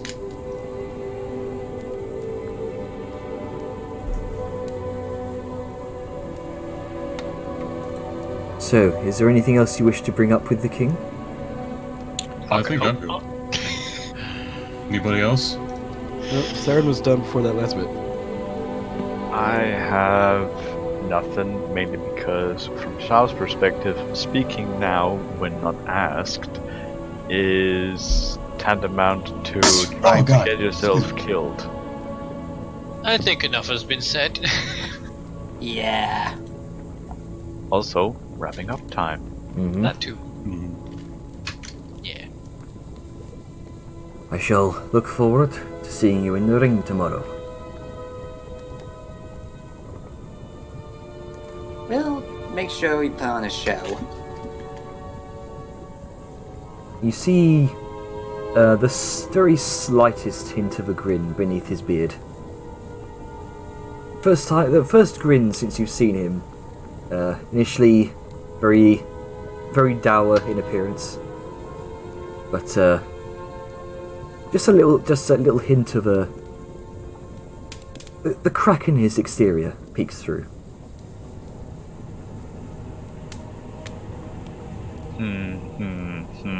I have a feeling we're gonna die. Do, do, do, do, do, do, do, do. Oh well. Oh boy. We'll be fine. Fine. You are all, for the moment, finished with the meeting. You are all escorted out of the High King's chambers, throne room.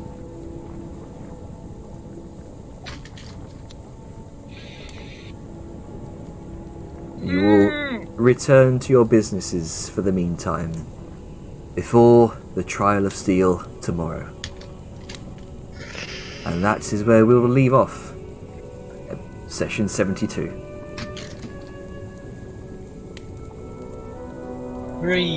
So did anyone get sweaty palms? A little. Yeah. Oh, I had sweaty palms from the moment we entered the court, and then you started asking for persuasion checks. I mean, the first one was like, okay, that's about to happen. Second one was like, alright, well, I mean, it'd be fine even if he messes up. And third one was like, what the fuck are you doing?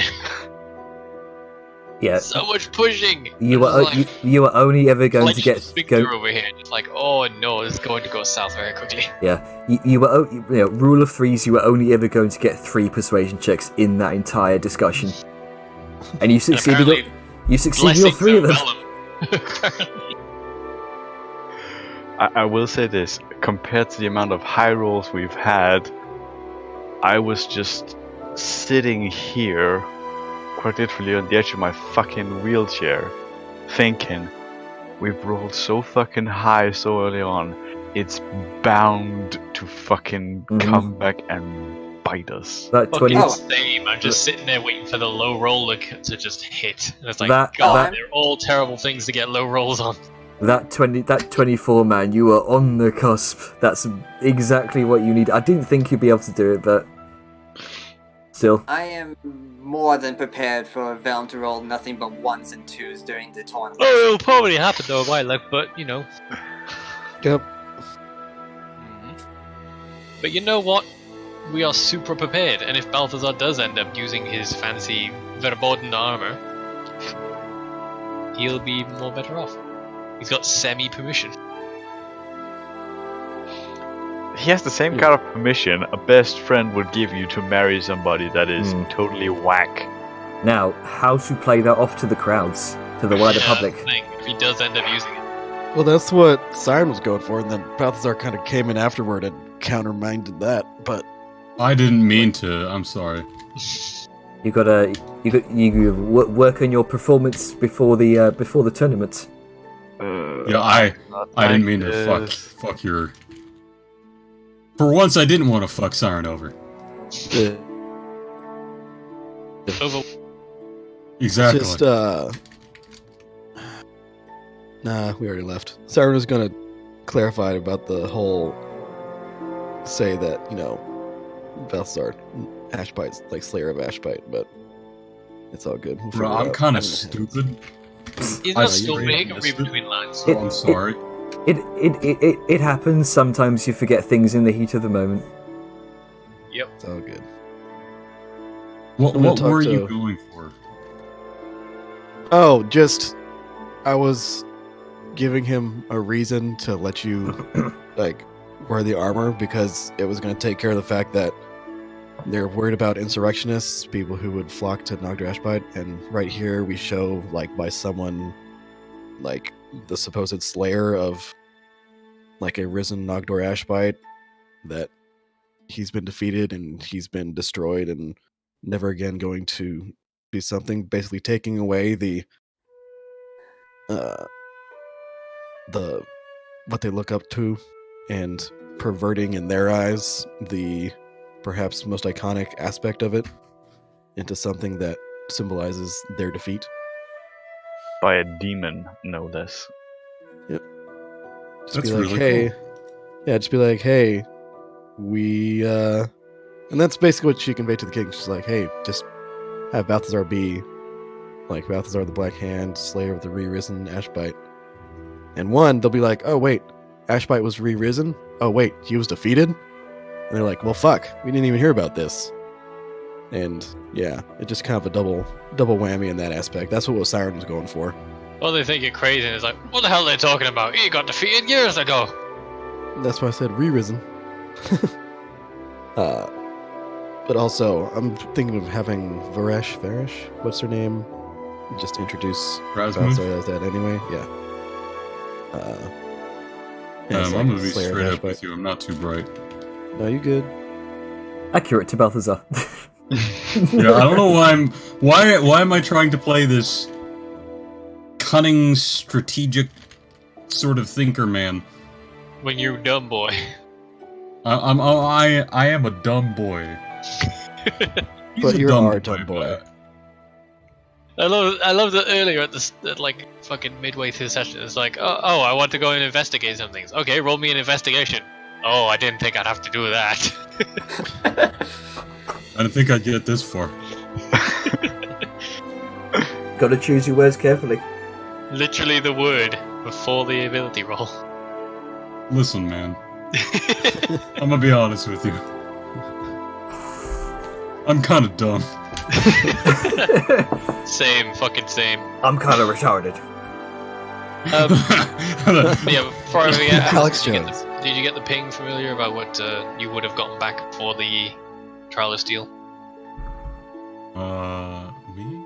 You've gotten the armor back and you've gotten the tower shield. They both have the extra plating, which gives the damage reduction, and they stack. I checked.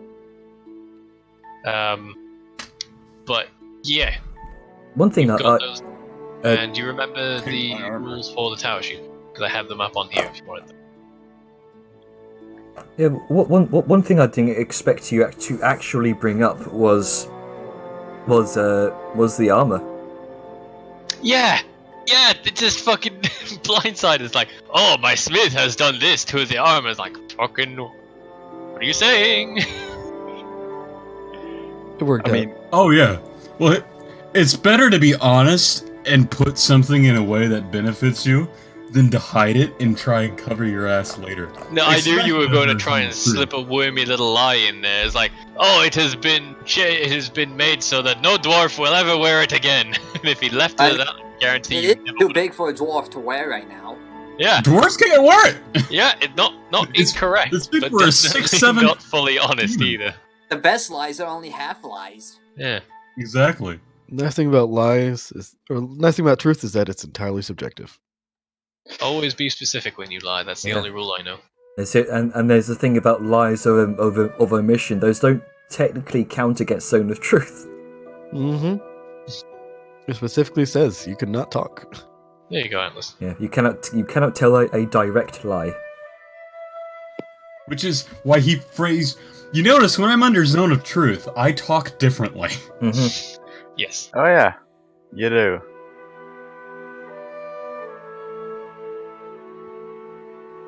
Anyways, you want to do Skittles before I have to pop off for some food? I was thinking about talking to the king, but I was like, it's late. And also Goma. And also Gob. I was actually kind of surprised no one mentioned it. Because it's not. They probably knew coming in. I mean, yeah, they're it's not dwarves, hiding but they it. still have some basic information.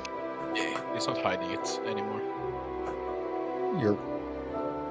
You look so fancy. I mean, you guys are members of the Hunters Keep, and they are very, very trusted within the Citadel. Yeah. I do want to give one sort of mix of Skittle. Sometimes when you do characters, try to remember who's background stuff like guards and who's captain of the guard.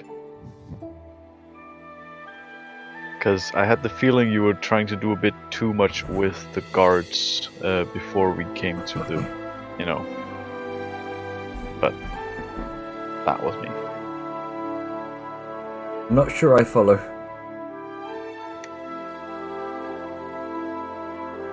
Me neither. Oh, I think yeah, I think Ducky is saying more in how you roleplayed them. yeah, There's some overlap. I'm just. Yeah, it's okay. It's I'm cool. not on the harder meds that I used to be on like a week ago, but like still. Well, I'm glad you are feeling the better. Yeah.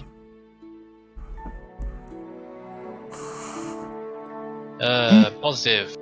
I like that you had a setup for the dramaticism. You gave us a little bit of time to have last minute prep before going in to see the king, and you had all your murals up which we could look at. There were things to interact with in the scene.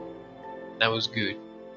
Only negative I could think of is maybe being a bit more firm and stringent at the start time. We got a little bit over there at the beginning. Not in terms of like figuring out what we did last and bookkeeping, but like the actual session start. But we've been away a couple of weeks, so I guess it's understandable. Getting back into the rhythm of things. Yeah.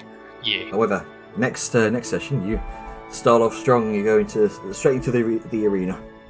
Don't suppose I could get an inspiration for critting several times in a row. I was just thinking. Yeah, I would petition for that. Yeah. I will definitely. RNG, you did nothing. I will allow that inspiration because god fucking damn, that is some divine intervention shit right there. Yay! Pure laser focused skill in Sun. Complete I also RNG. wanted to go into the fight that I'm probably gonna roll low on with a fucking buffer. Oh yeah, no doubt. Non-stop crit fails. You gotta spin them somewhere. No, honestly, it's for the better because you're going in with a really good fucking shield, and I'm going in with a couple of spears, which is good because I was. You're also going in with lacking any your goddamn Noctur armor. Mhm. if he decides to. I do actually have something I need to ask. Sable. Yeah. Can Sao borrow one of the spears? Yeah, he's got 4 of them, sure. I only need one, because in the event somebody gets close, I do need a sort of melee weapon that isn't a fucking dagger. Well, there you go then. Actually, Add one.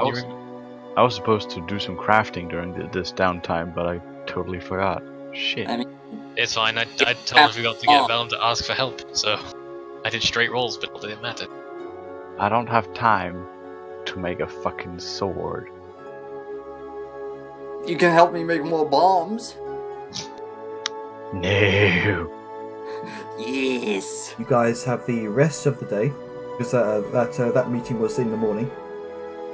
I think I've used all my crafting rolls, sadly. I would love to craft you a weapon, but, yeah. Can master craft me a weapon. I've literally used... God. let me go count, actually.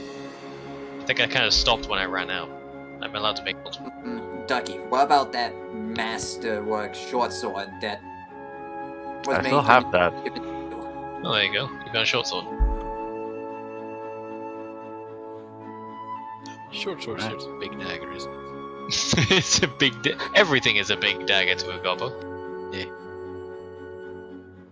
Let me check something. Right, I'm gonna stop the stream here as well. Yeah. Oh look, the short sword is a martial weapon.